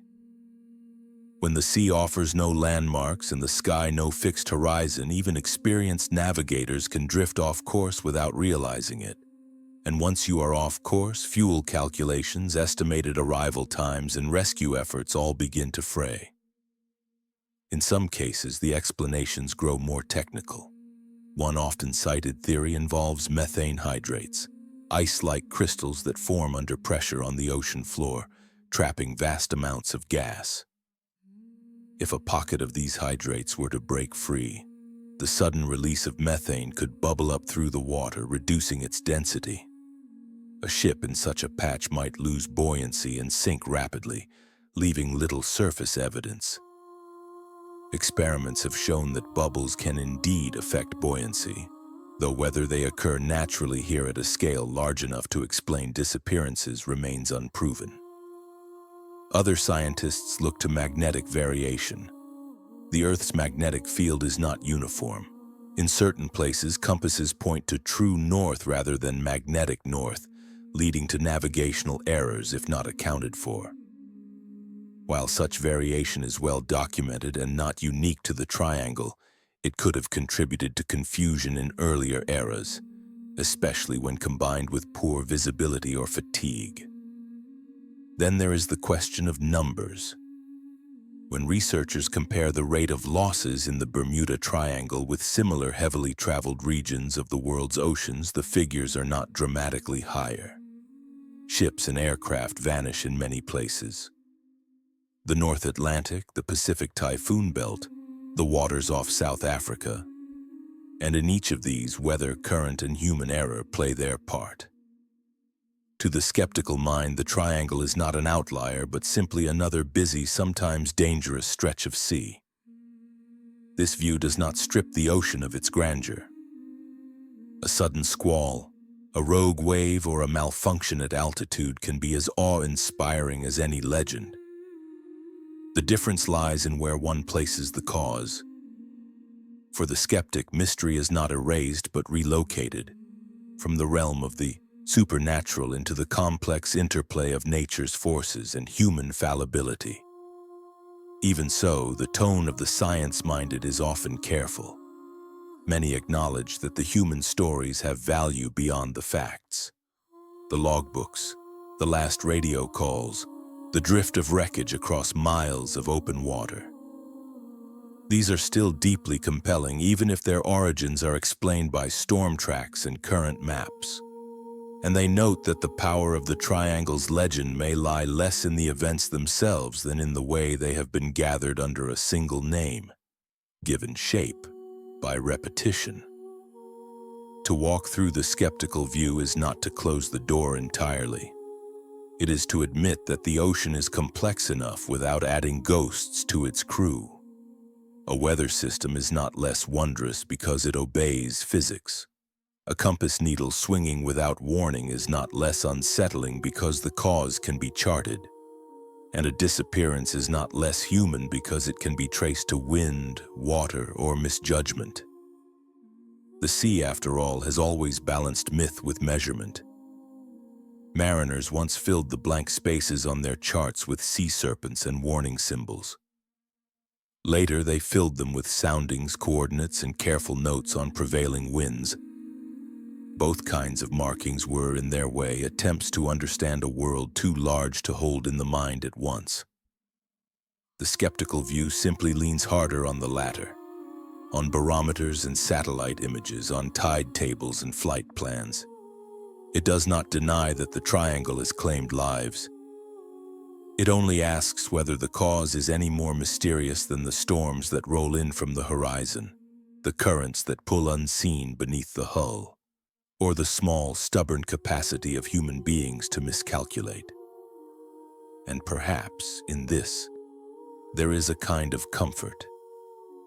If the triangle is not a supernatural trap, but simply another face of the sea's known hazards, then the mystery is not in whether we can predict it, but in how we continue to venture into it, knowing its moods, respecting its reach, and still trusting that our course will bring us home. The Bermuda Triangle rests at a crossroads between two kinds of comfort. On one side, there is the assurance of explanation, charts, scientific data, and reasoned analysis that promise understanding and control. On the other, there is the quiet allure of mystery, the space where wonder grows wild and stories live on like firelight in the dark. Despite decades of research and technological progress, the mystery refuses to fade, persistent as the tides that wash the shores of its waters. People seek explanations to make sense of the world, to stitch together loose threads into a coherent fabric. The data, weather patterns, current maps, navigation errors, provide a framework that fits neatly into this desire. When storms are tracked, wreckage found, and theories tested, there is relief in knowing the cause is natural, measurable, survivable in thought, if not always in outcome. 2. Place the Bermuda Triangle within the bounds of science is to bring it into the realm of the familiar. Yet, even as these explanations accumulate, the mystery persists. This persistence is not mere stubbornness, but a reflection of something deeper in the human psyche. The Bermuda Triangle is not just a location on a map. It is a symbol. It represents the edges of knowledge, the places where certainty slips away and the imagination stirs. It invites us to acknowledge that not all questions will have answers, that some shadows are meant to remain. There is a comfort in wonder that is different but no less vital than the comfort of explanation. Wonder allows the mind to wander freely, to entertain possibilities beyond the immediate and the obvious. It breathes life into the stories of vanished ships and lost pilots, giving shape to the silence that follows. In a world increasingly defined by data, mystery offers a place to dream. Moreover, the Bermuda Triangle's tales have become woven into culture, their repetition forging a collective memory that transcends fact. Books, films, and whispered campfire stories keep the legend alive, layering new voices over old. The mystery evolves, shifting shape with each telling, adapting to the fears and hopes of each generation.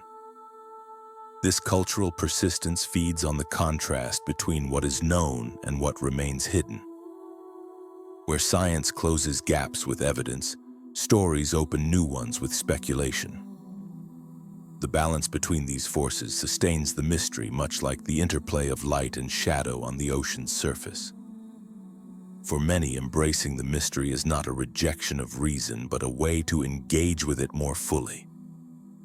The unknown becomes a canvas upon which meaning is painted, a space where the ordinary meets the extraordinary. It calls to those who seek depth beyond facts, who find beauty in questions that resist closure. Ultimately, the Bermuda Triangle endures because it touches on something universal: the human longing to explore, to understand, and to accept that some realms lie beyond understanding.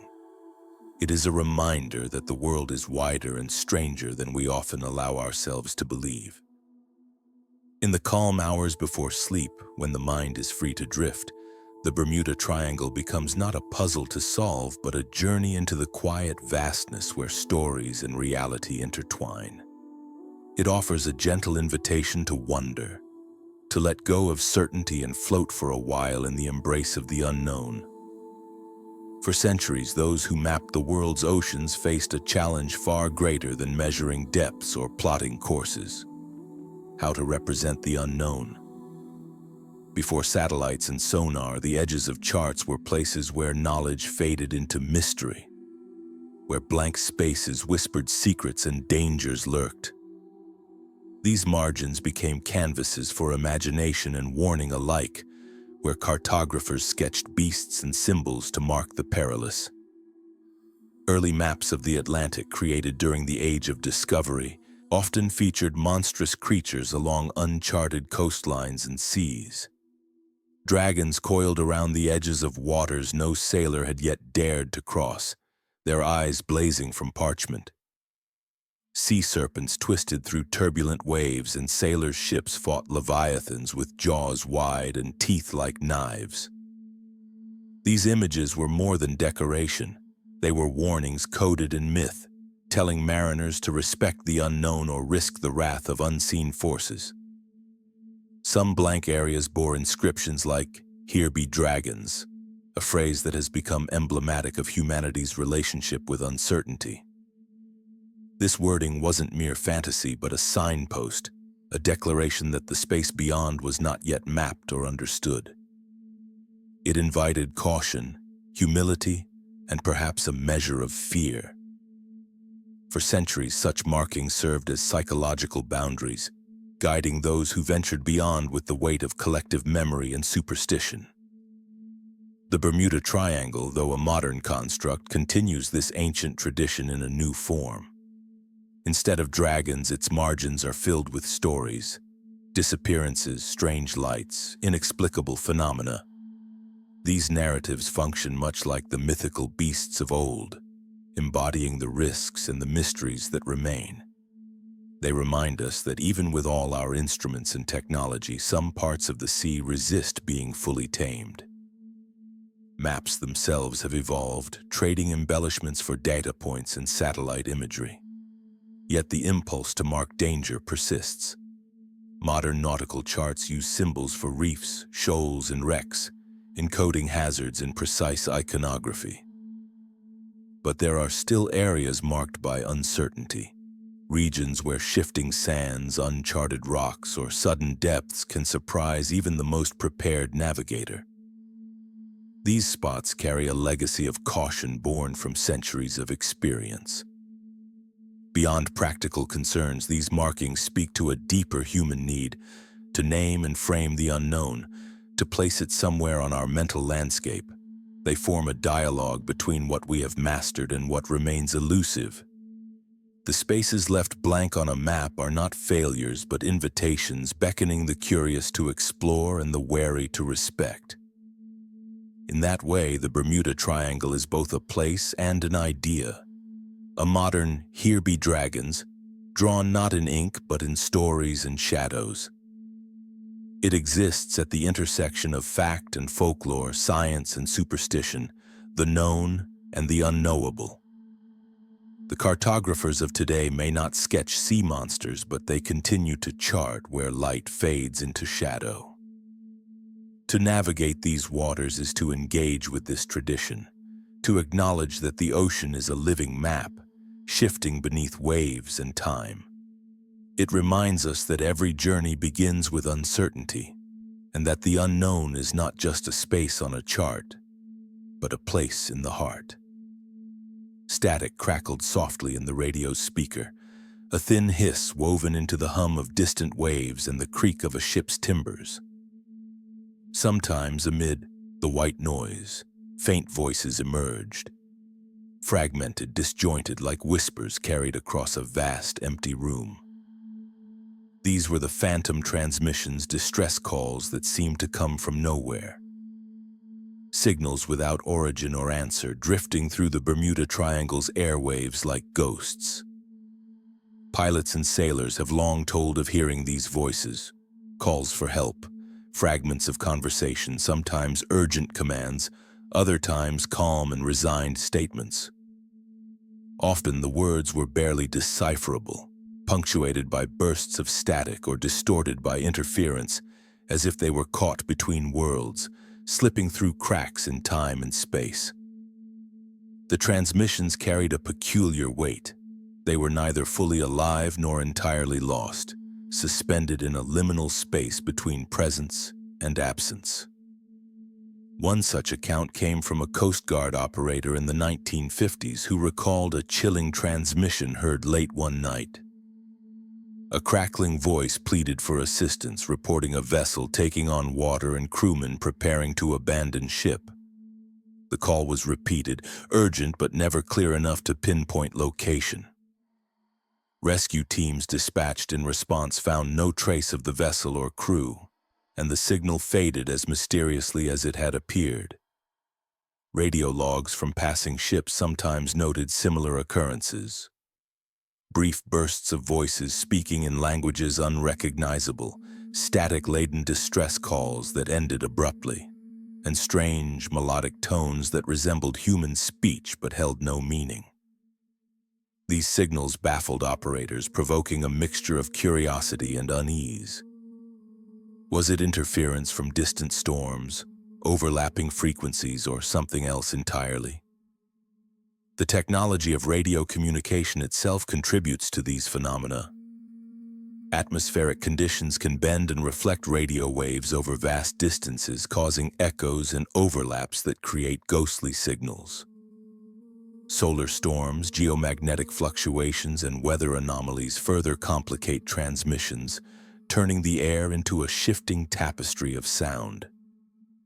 Yet even with these explanations, the timing and content of some transmissions defy easy categorization. Amateur radio enthusiasts and mystery seekers alike have recorded these elusive signals, creating a soundscape filled with fragments, a faint call for help lost in static, a voice saying, "We're going down," then fading, an unintelligible distress message repeated again and again. These recordings evoke an eerie atmosphere, an auditory mirror to the Triangle's reputation as a place where the ordinary rules falter. Some speculate these transmissions may be echoes from past events, trapped in the airwaves like messages in bottles, caught between moments in time. Others wonder if they are the radio's way of reflecting the ocean's memory, waves of sound carrying the traces of those lost beneath the waves. The truth remains elusive, and perhaps that is fitting. In the quiet hours when the air is still and the waves lull a ship to sleep, these ghostly voices can feel like soft reminders of the sea's hidden depths. They are the sound of absence, a murmuring presence that refuses to be silenced.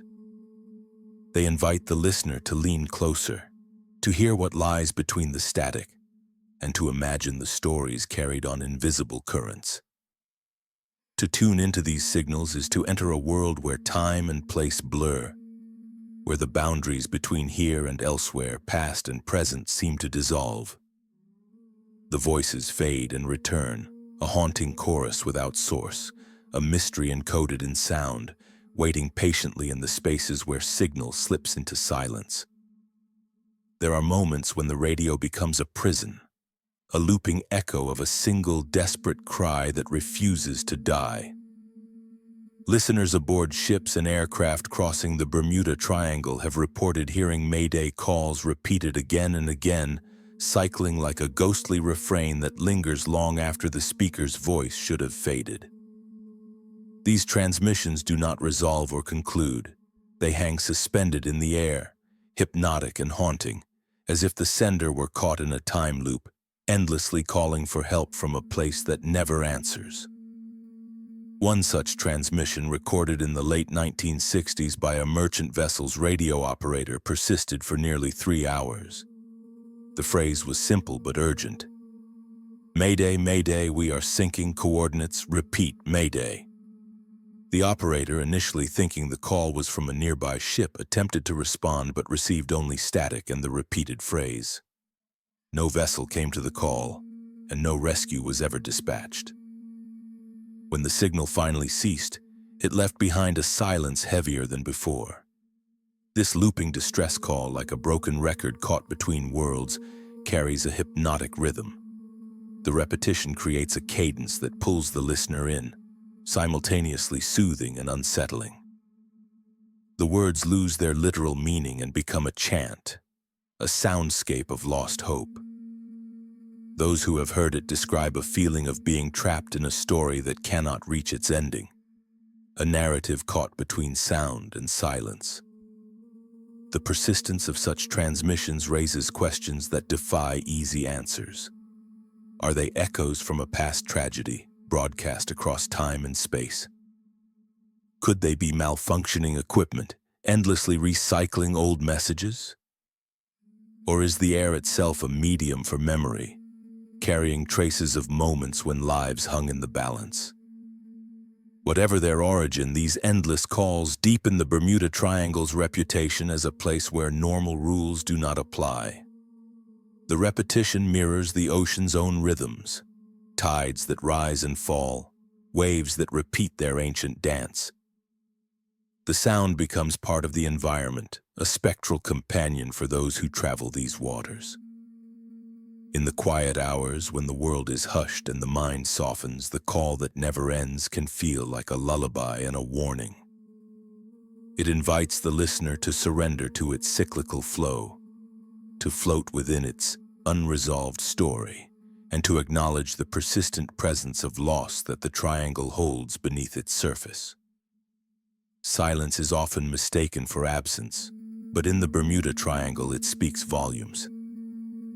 The lack of signal, the dead air where voices should be, becomes an auditory void that presses on the senses, deepening the dark around it. This silence is not emptiness, but a presence, a language in its own right, conveying uncertainty, waiting, and the profound mystery of what cannot be heard. When a ship's radio falls silent unexpectedly, or when an aircraft's last transmission is followed by nothing, the stillness is deafening.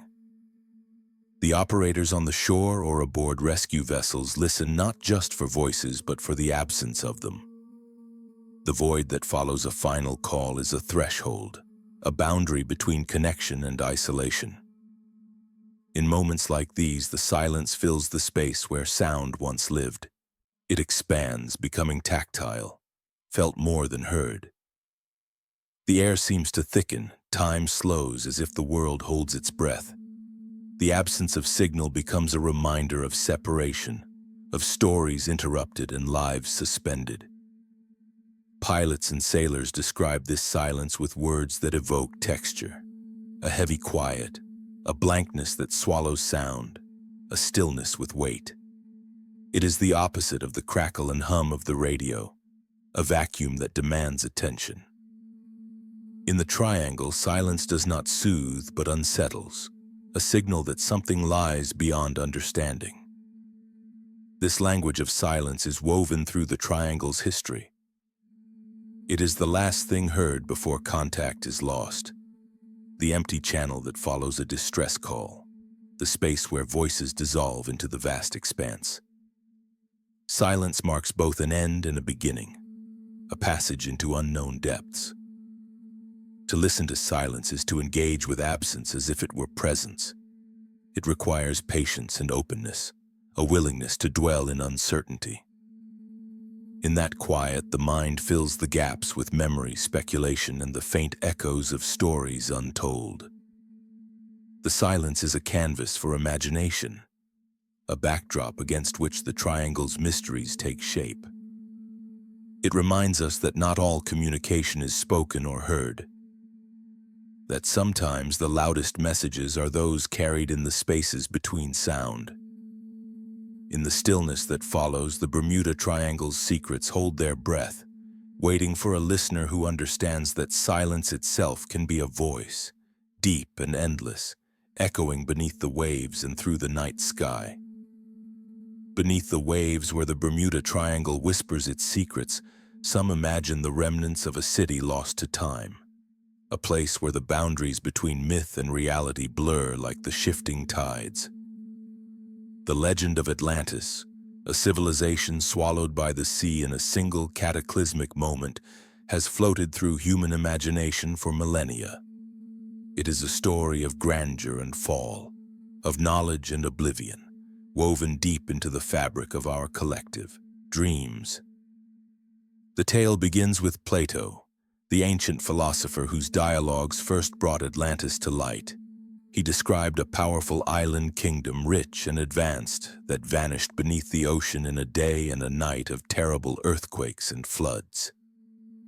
Whether Plato's Atlantis was a literal place or a metaphor for human hubris remains debated, but the story endures, echoing in countless retellings and reimaginings.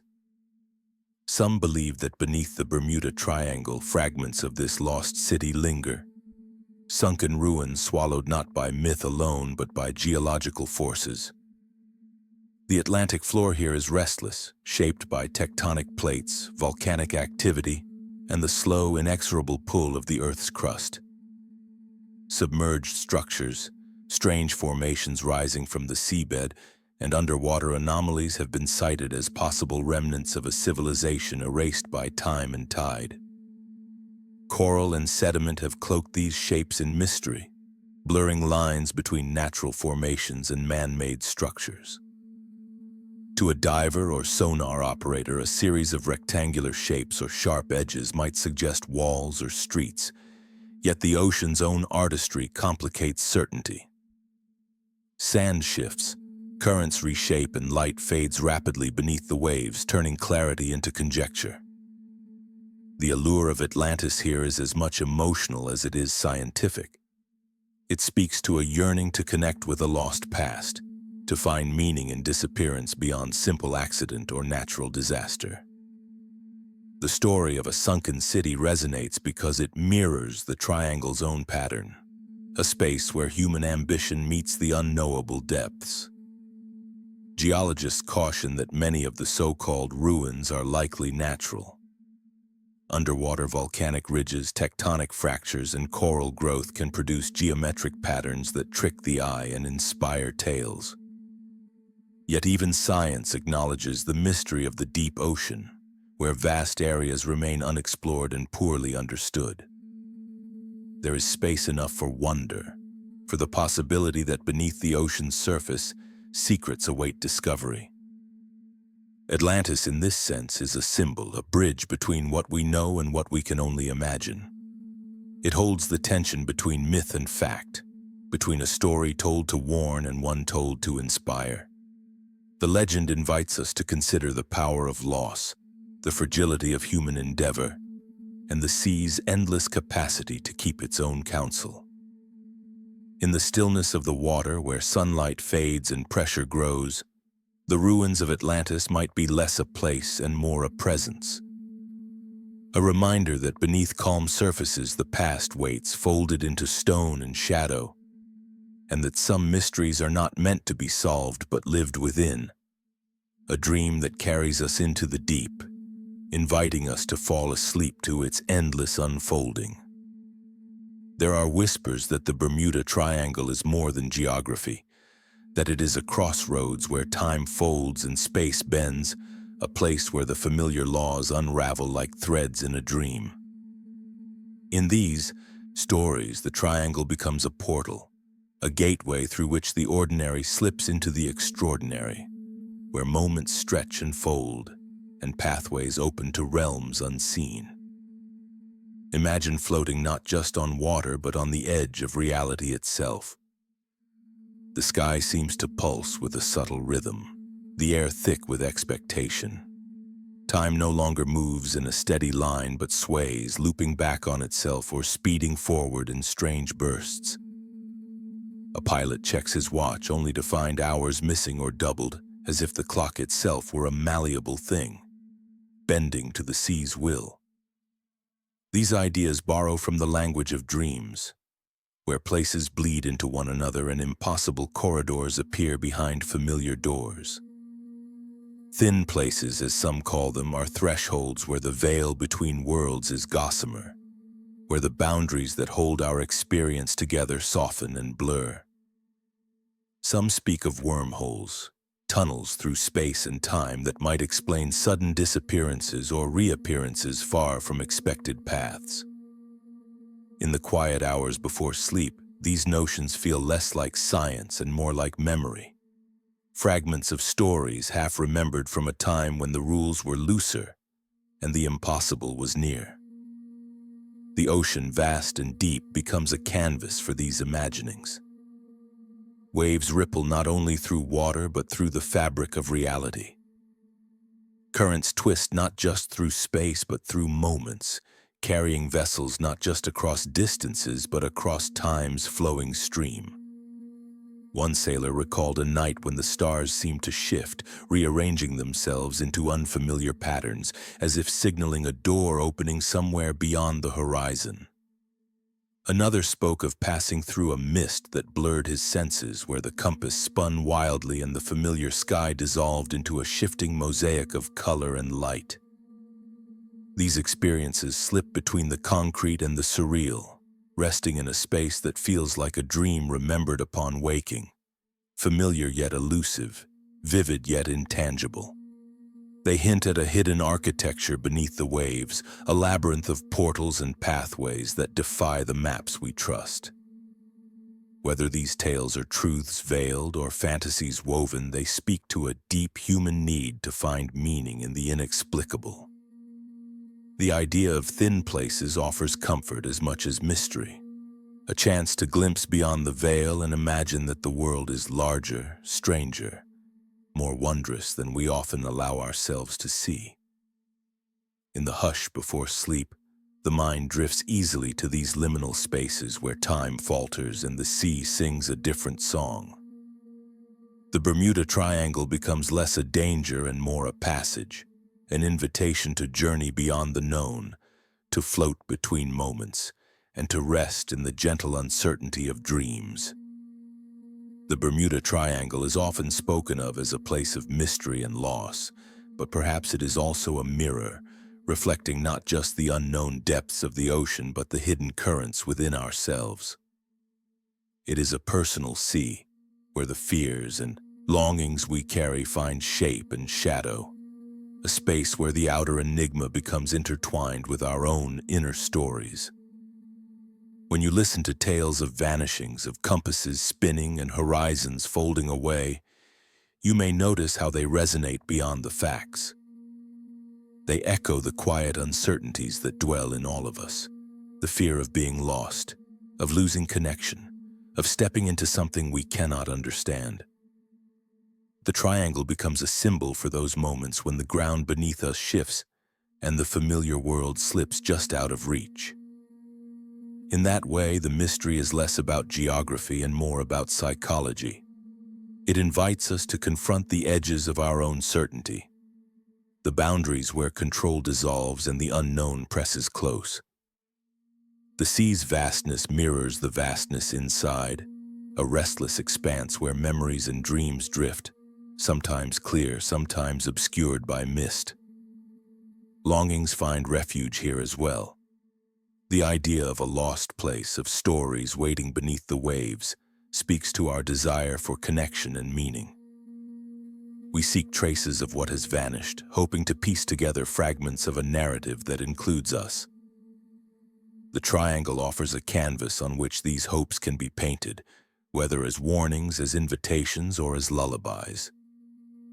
The stories of disappearance and return, of signals lost and found, become metaphors for the human experience. The search for direction, the struggle to be heard, the dance between presence and absence. In the stillness of night, as you listen and drift towards sleep, the triangle's mystery unfolds not just around you but within you, inviting a quiet exploration of what it means to navigate the unknown. This personal sea is ever-changing, shaped by the tides of emotion and memory. Like the ocean, it holds beauty and danger, calm and storm, light and shadow. It asks not for answers, but for openness, an embrace of mystery as a part of our own unfolding story. To fall asleep to the Bermuda Triangle is to enter this reflective space, to drift gently on waves of wonder and introspection. It is a journey inward as much as outward, where the deepest mysteries are those of the heart and mind, and where the sea becomes a mirror, infinite and waiting. The night stretches like a slow breath over the Bermuda Triangle, thick with silence and the gentle rhythm of waves kissing the hull. Alone at the wheel, the helmsman becomes part of the night itself, a solitary figure guided by stars, instruments, and instinct. In these hours, when the world holds its voice, the sea speaks softly through the lapping water, the creak of timbers and the steady pulse of the ship's passage. Captains who have navigated these waters know that night is both friend and foe. The darkness can offer clarity, a narrowing of focus where distractions fall away, leaving only the intimate dialogue between helmsman and sea. The cool air brushes the skin, carrying the scent of salt and the faint whisper of distant reefs. Above, the stars form constellations ancient as the ocean, fixed points in a sky that seems closer here than anywhere else. Yet the night also holds its own uncertainty. The horizon melts into blackness, erasing familiar markers. The compasses might spin uncertainly. Instruments that once felt reliable now seem to murmur secrets. Alone at the wheel, the captain senses the delicate balance between control and surrender, steering not just a vessel but the fragile thread of navigation itself. Stories passed down among mariners speak of those sleepless watches where time becomes fluid and the mind drifts in sync with the rolling sea. One captain recounted a passage through the triangle under a moonless sky where the only light came from phosphorescent waves glowing faintly beneath the keel. His hands never left the wheel, steady despite the ache of fatigue, listening to the water's song as if it carried warnings or encouragement. Another helmsman described the eerie stillness that sometimes settles. No wind, no swell, only the faint slap of water against the bow. In these moments, the silence is so complete it presses against the ears, and the line between ship and sea blurs. The solitude deepens, thoughts slowing, senses sharpening. The night becomes a space for reflection, for meeting fears that surface like shadows on the water. The rhythm of the ocean against the hull becomes a meditative mantra. Each wave a pulse, each creak a whispered note. The helmsman's breath matches this cadence, steadying the mind and body. In the absence of sight, the body learns to read the language of sound and motion, the subtle tilt of the ship, the faint tug of currents, the distant call of nocturnal seabirds. Navigating the triangle at night is a dance with uncertainty. The captain trusts in training and experience but remains open to the sea's unpredictability. Charts and instruments guide, but it is the intuition born of countless hours alone at the wheel that often proves most vital. The mind slips between wakefulness and rest, the edges of consciousness softened by the sea's embrace. In these solitary watches, the helmsman is both guardian and witness, keeping the ship on course while listening to the silent stories the water carries. The night is a companion, sometimes a challenge, always a mystery. It offers moments of clarity and moments when the world seems to fold in on itself, a universe compressed into the gentle rocking of the ship. As dawn approaches, the first hints of light dissolve the darkness. The stars fade, and the horizon reappears, soft and pale. The helmsman's grip loosens, eyes lift to greet the new day. Yet the memory of the night lingers, the weight of solitude, the murmur of waves, the delicate balance of control and surrender. To cross the Bermuda Triangle at night is to enter a space between worlds where time slows, senses sharpen, and the sea's voice becomes a quiet guide. It is a journey not only through water but through the self, a passage marked by the steady hands of those who keep watch when the rest of the world sleeps.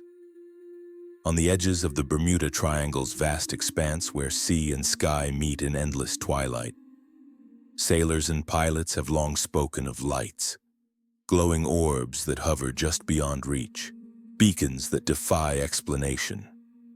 These are not the steady glimmers of distant lighthouses or the predictable pulses of navigational buoys. Instead, they shimmer with a life of their own, casting hues that shift like breath. Soft greens, deep blues, flickering ambers. Witnesses describe these lights as floating gently above the water's surface or sometimes dancing just beyond the horizon. They pulse rhythmically or remain eerily still as if watching, waiting. One fisherman recalled a night when his vessel was surrounded by dozens of such orbs, their glow reflecting off the calm sea like stars caught in the water's embrace. The lights didn't frighten him, but their silent presence filled the air with a kind of expectant hush. Pilots flying through the triangle's skies have also reported similar phenomena. Some speak of bright points of light that appear suddenly in the dark, impossible to identify by radar or visual instruments. These lights shift and move, sometimes following the aircraft, other times vanishing as quickly as they arrived. Radio chatter from crews recounts moments when the horizon seemed punctuated by shimmering beacons with no source. The elusive nature of these lights has kept them in the realm of observation rather than confirmation. Instruments rarely register their presence. Cameras and sensors designed to capture known phenomena often fail to record the full experience, leaving behind only blurred images or fleeting shadows. To those who see them, the lights feel more like invitations than threats, silent signals from the depths or the darkened sky. Skeptics suggest these may be natural phenomena, bioluminescent plankton igniting in waves, distant ships casting rays refracted by moisture, or electrical discharges known as St. Elmo's fire. Yet the consistency and patterns reported by witnesses resist simple categorization.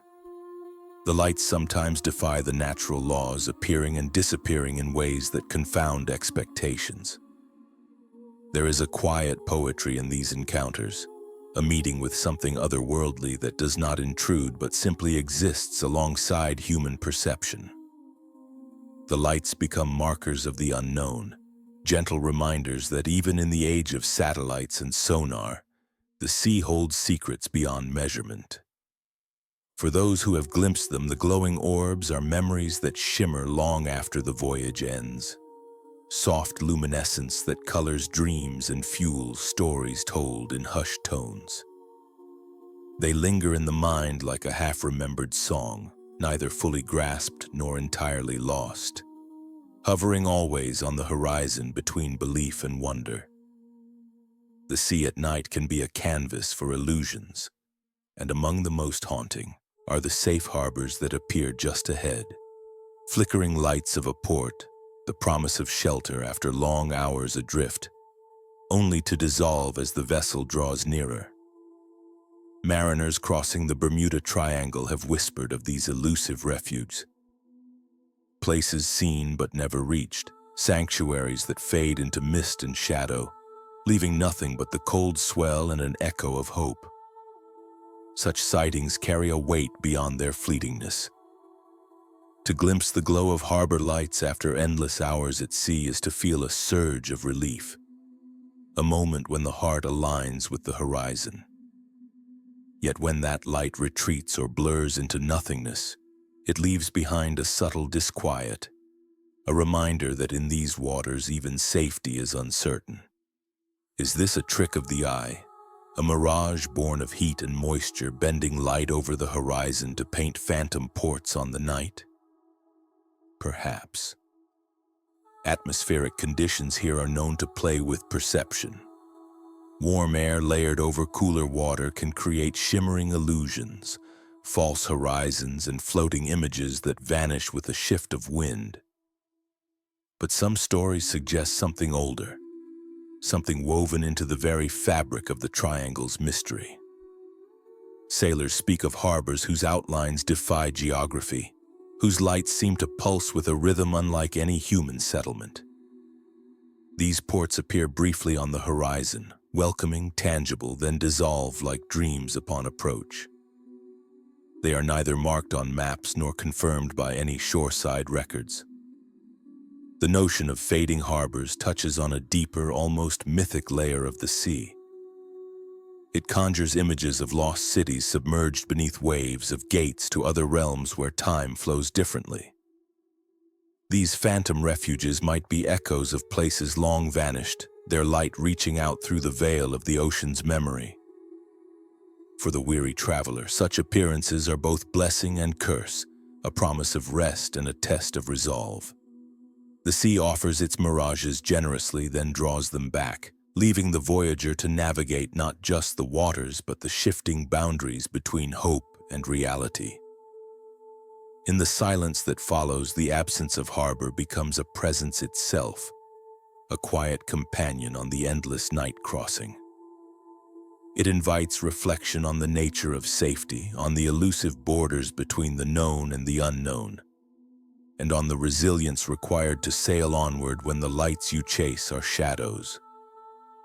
To journey through the Bermuda Triangle is to learn that sometimes the safest harbor is not a place, but the courage to face the vastness itself, a sea that holds both illusion and truth, and where the horizon is always just beyond reach. The sea keeps its own ledger, written not in ink or paper but in silence and shadow. Beneath the waves of the Bermuda Triangle lies an unmarked registry, a tally of ships swallowed whole, planes lost to the vastness, and the names of those who once charted courses across these waters. It is a record not easily read, woven into the deep's quiet fabric, where absence sings a lullaby both mournful and eternal. The list is long and layered, stretching back centuries like the rolling tides. Some entries are etched in history's bold letters. Famous fleets of treasure galleons caught in sudden storms and swallowed by the ocean's cold embrace. Their names, Atocha, Santa Margarita, Nuestra Señora del Mar, echo across time, jewels and gold now resting like forgotten stars beneath coral reefs. Others are whispered in more recent memories. Flight 19, the squadron of Navy bombers that vanished in 1945 while on a routine training mission. Their last transmissions crackled with calm confusion, voices fading into the ether as the sea claimed them without witness. A rescue plane sent to find them disappeared in turn, adding layers to the ledger, names crossing from the world above to the world below in an endless cycle. Countless other vessels fill the sea's silent roll call, cargo ships, fishing boats, private yachts, each carrying its own story of departure and unfulfilled arrival. These are not only vessels, but vessels of lives, families left waiting on distant shores, letters unsent, dreams adrift like flotsam on a vast, indifferent current. The ocean is an archive without walls or shelves. Its pages are written in wreckage scattered over miles of seabed, in fragments of wood and metal corroded by time. Divers uncover shards that once were part of a hull, artifacts that speak softly of lives interrupted. A pocket watch stopped at a certain hour, a nameplate worn by salt and shadow. These are the deep's marginalia, footnotes to the ledger that speak of moments frozen beneath the waves. But the ledger is more than loss. It is a reminder of presence. Each entry, though silent, is a voice. Each absence, a space filled with memory. The sea holds these with a gentle authority, cradling them as it rocks endlessly between light and dark. The names may be forgotten on land, lost to history's wider tide, but here they rest, kept in the deep's embrace. The sea's tally is not a ledger of endings, but a register of passage. Ships and planes have not vanished, but transitioned, crossing into a realm where time and space fold differently. The waves carry their stories outward, threading them into currents that touch distant shores, whispering their existence to those willing to listen. At night, when the water is calm and the stars hang low, the sea seems to hum with this quiet knowledge. The ocean's voice is not one of mourning, but of continuity, a soft lullaby that rocks the lost to rest while inviting the living to remember. To listen to the ledger of the deep is to hear the heartbeat of the Bermuda Triangle itself, a rhythm woven from absence and presence, from the tension between loss and memory. It is a song without end, a tide that pulls gently at the edges of sleep, carrying us into the depths where stories unfold quietly, endlessly, beneath the surface of the known world. Currents pulse beneath the surface of the Bermuda Triangle like the steady breath of a living archive. carrying fragments of history across vast, unseen pathways. These moving rivers within the ocean are not mere carriers of water, but bearers of memory. Pieces of vessels, lost cargo, whispers of lives once lived, drifting endlessly in the deep. The Gulf Stream, the dominant force in these waters, flows with a quiet insistence.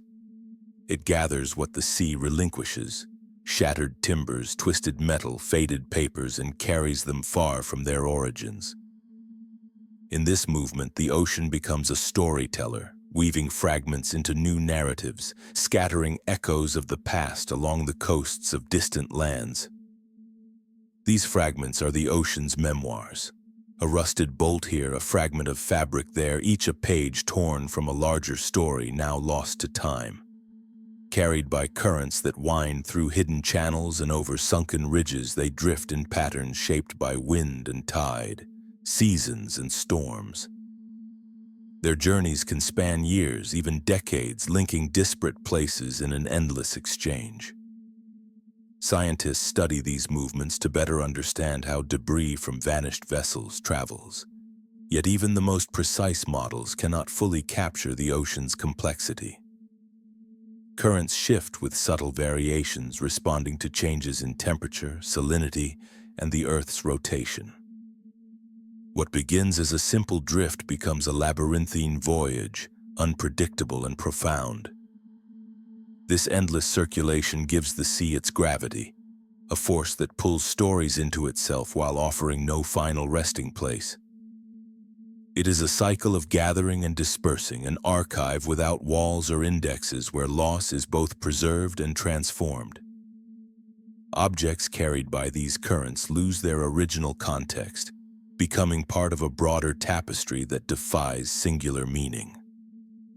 The ocean's living archive extends beyond physical fragments. It holds the intangible as well, the impressions left on water and air by vanished ships, the echoes of voices lost to static, the memory of light and shadow moving through waves. These are currents of sensation and story, intangible threads woven into the sea's vast fabric. For those who travel the Triangle, there is a humbling awareness that beneath their vessels, the ocean carries more than water. It carries histories of hope and despair, of arrival and disappearance, woven into an endless flow. To float on these currents is to be part of something larger, a passage through a living archive that resists finality. The sea's currents remind us that stories do not end but evolve, carried onward by forces beyond our control. In their gentle yet unyielding movement, they hold a quiet gravity that pulls us into reflection. The fragments they bear become symbols of endurance, testimony to the deep's capacity to remember even as it transforms. As night falls over the Bermuda Triangle, the currents continue their silent work, threading through darkness and light, past and present. They carry fragments without destination, yet in their endless drift, they create a map of memory, a living archive that invites us to listen, to wonder, and to rest within the sea's timeless embrace. The Bermuda Triangle is often imagined as a fixed shape, a triangle drawn on a map between Florida, Bermuda, and Puerto Rico. But in truth, it resists such neat boundaries. It is less a place defined by lines and coordinates and more a pattern, a shifting dance of mystery and memory that unfolds quietly beyond any chart.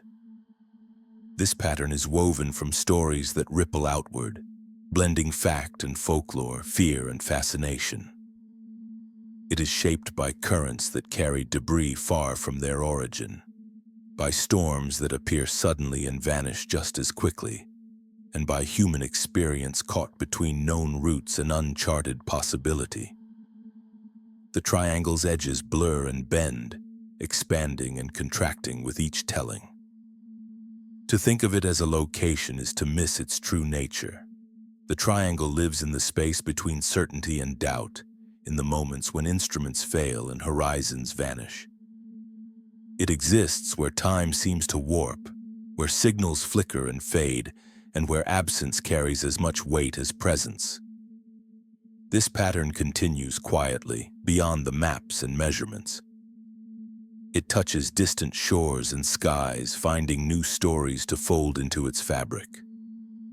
Each disappearance, each strange light, each unanswered call becomes a thread in a tapestry without a final stitch, a pattern that invites wonder rather than resolution. The Bermuda Triangle's power lies not in geography but in this unfolding narrative, a living mystery that invites us to consider the limits of knowledge and the beauty of the unknown. It is a place that belongs as much to the imagination as to the sea, a pattern that shifts with the tides of memory and dream. As you drift towards sleep, the triangle becomes a space without edges, an infinite expanse where stories rise and fall like waves, where mystery and calm coexist in delicate balance. It is less a destination than a journey, a quiet invitation to embrace the vastness beyond the map, and to rest in the gentle uncertainty of the deep.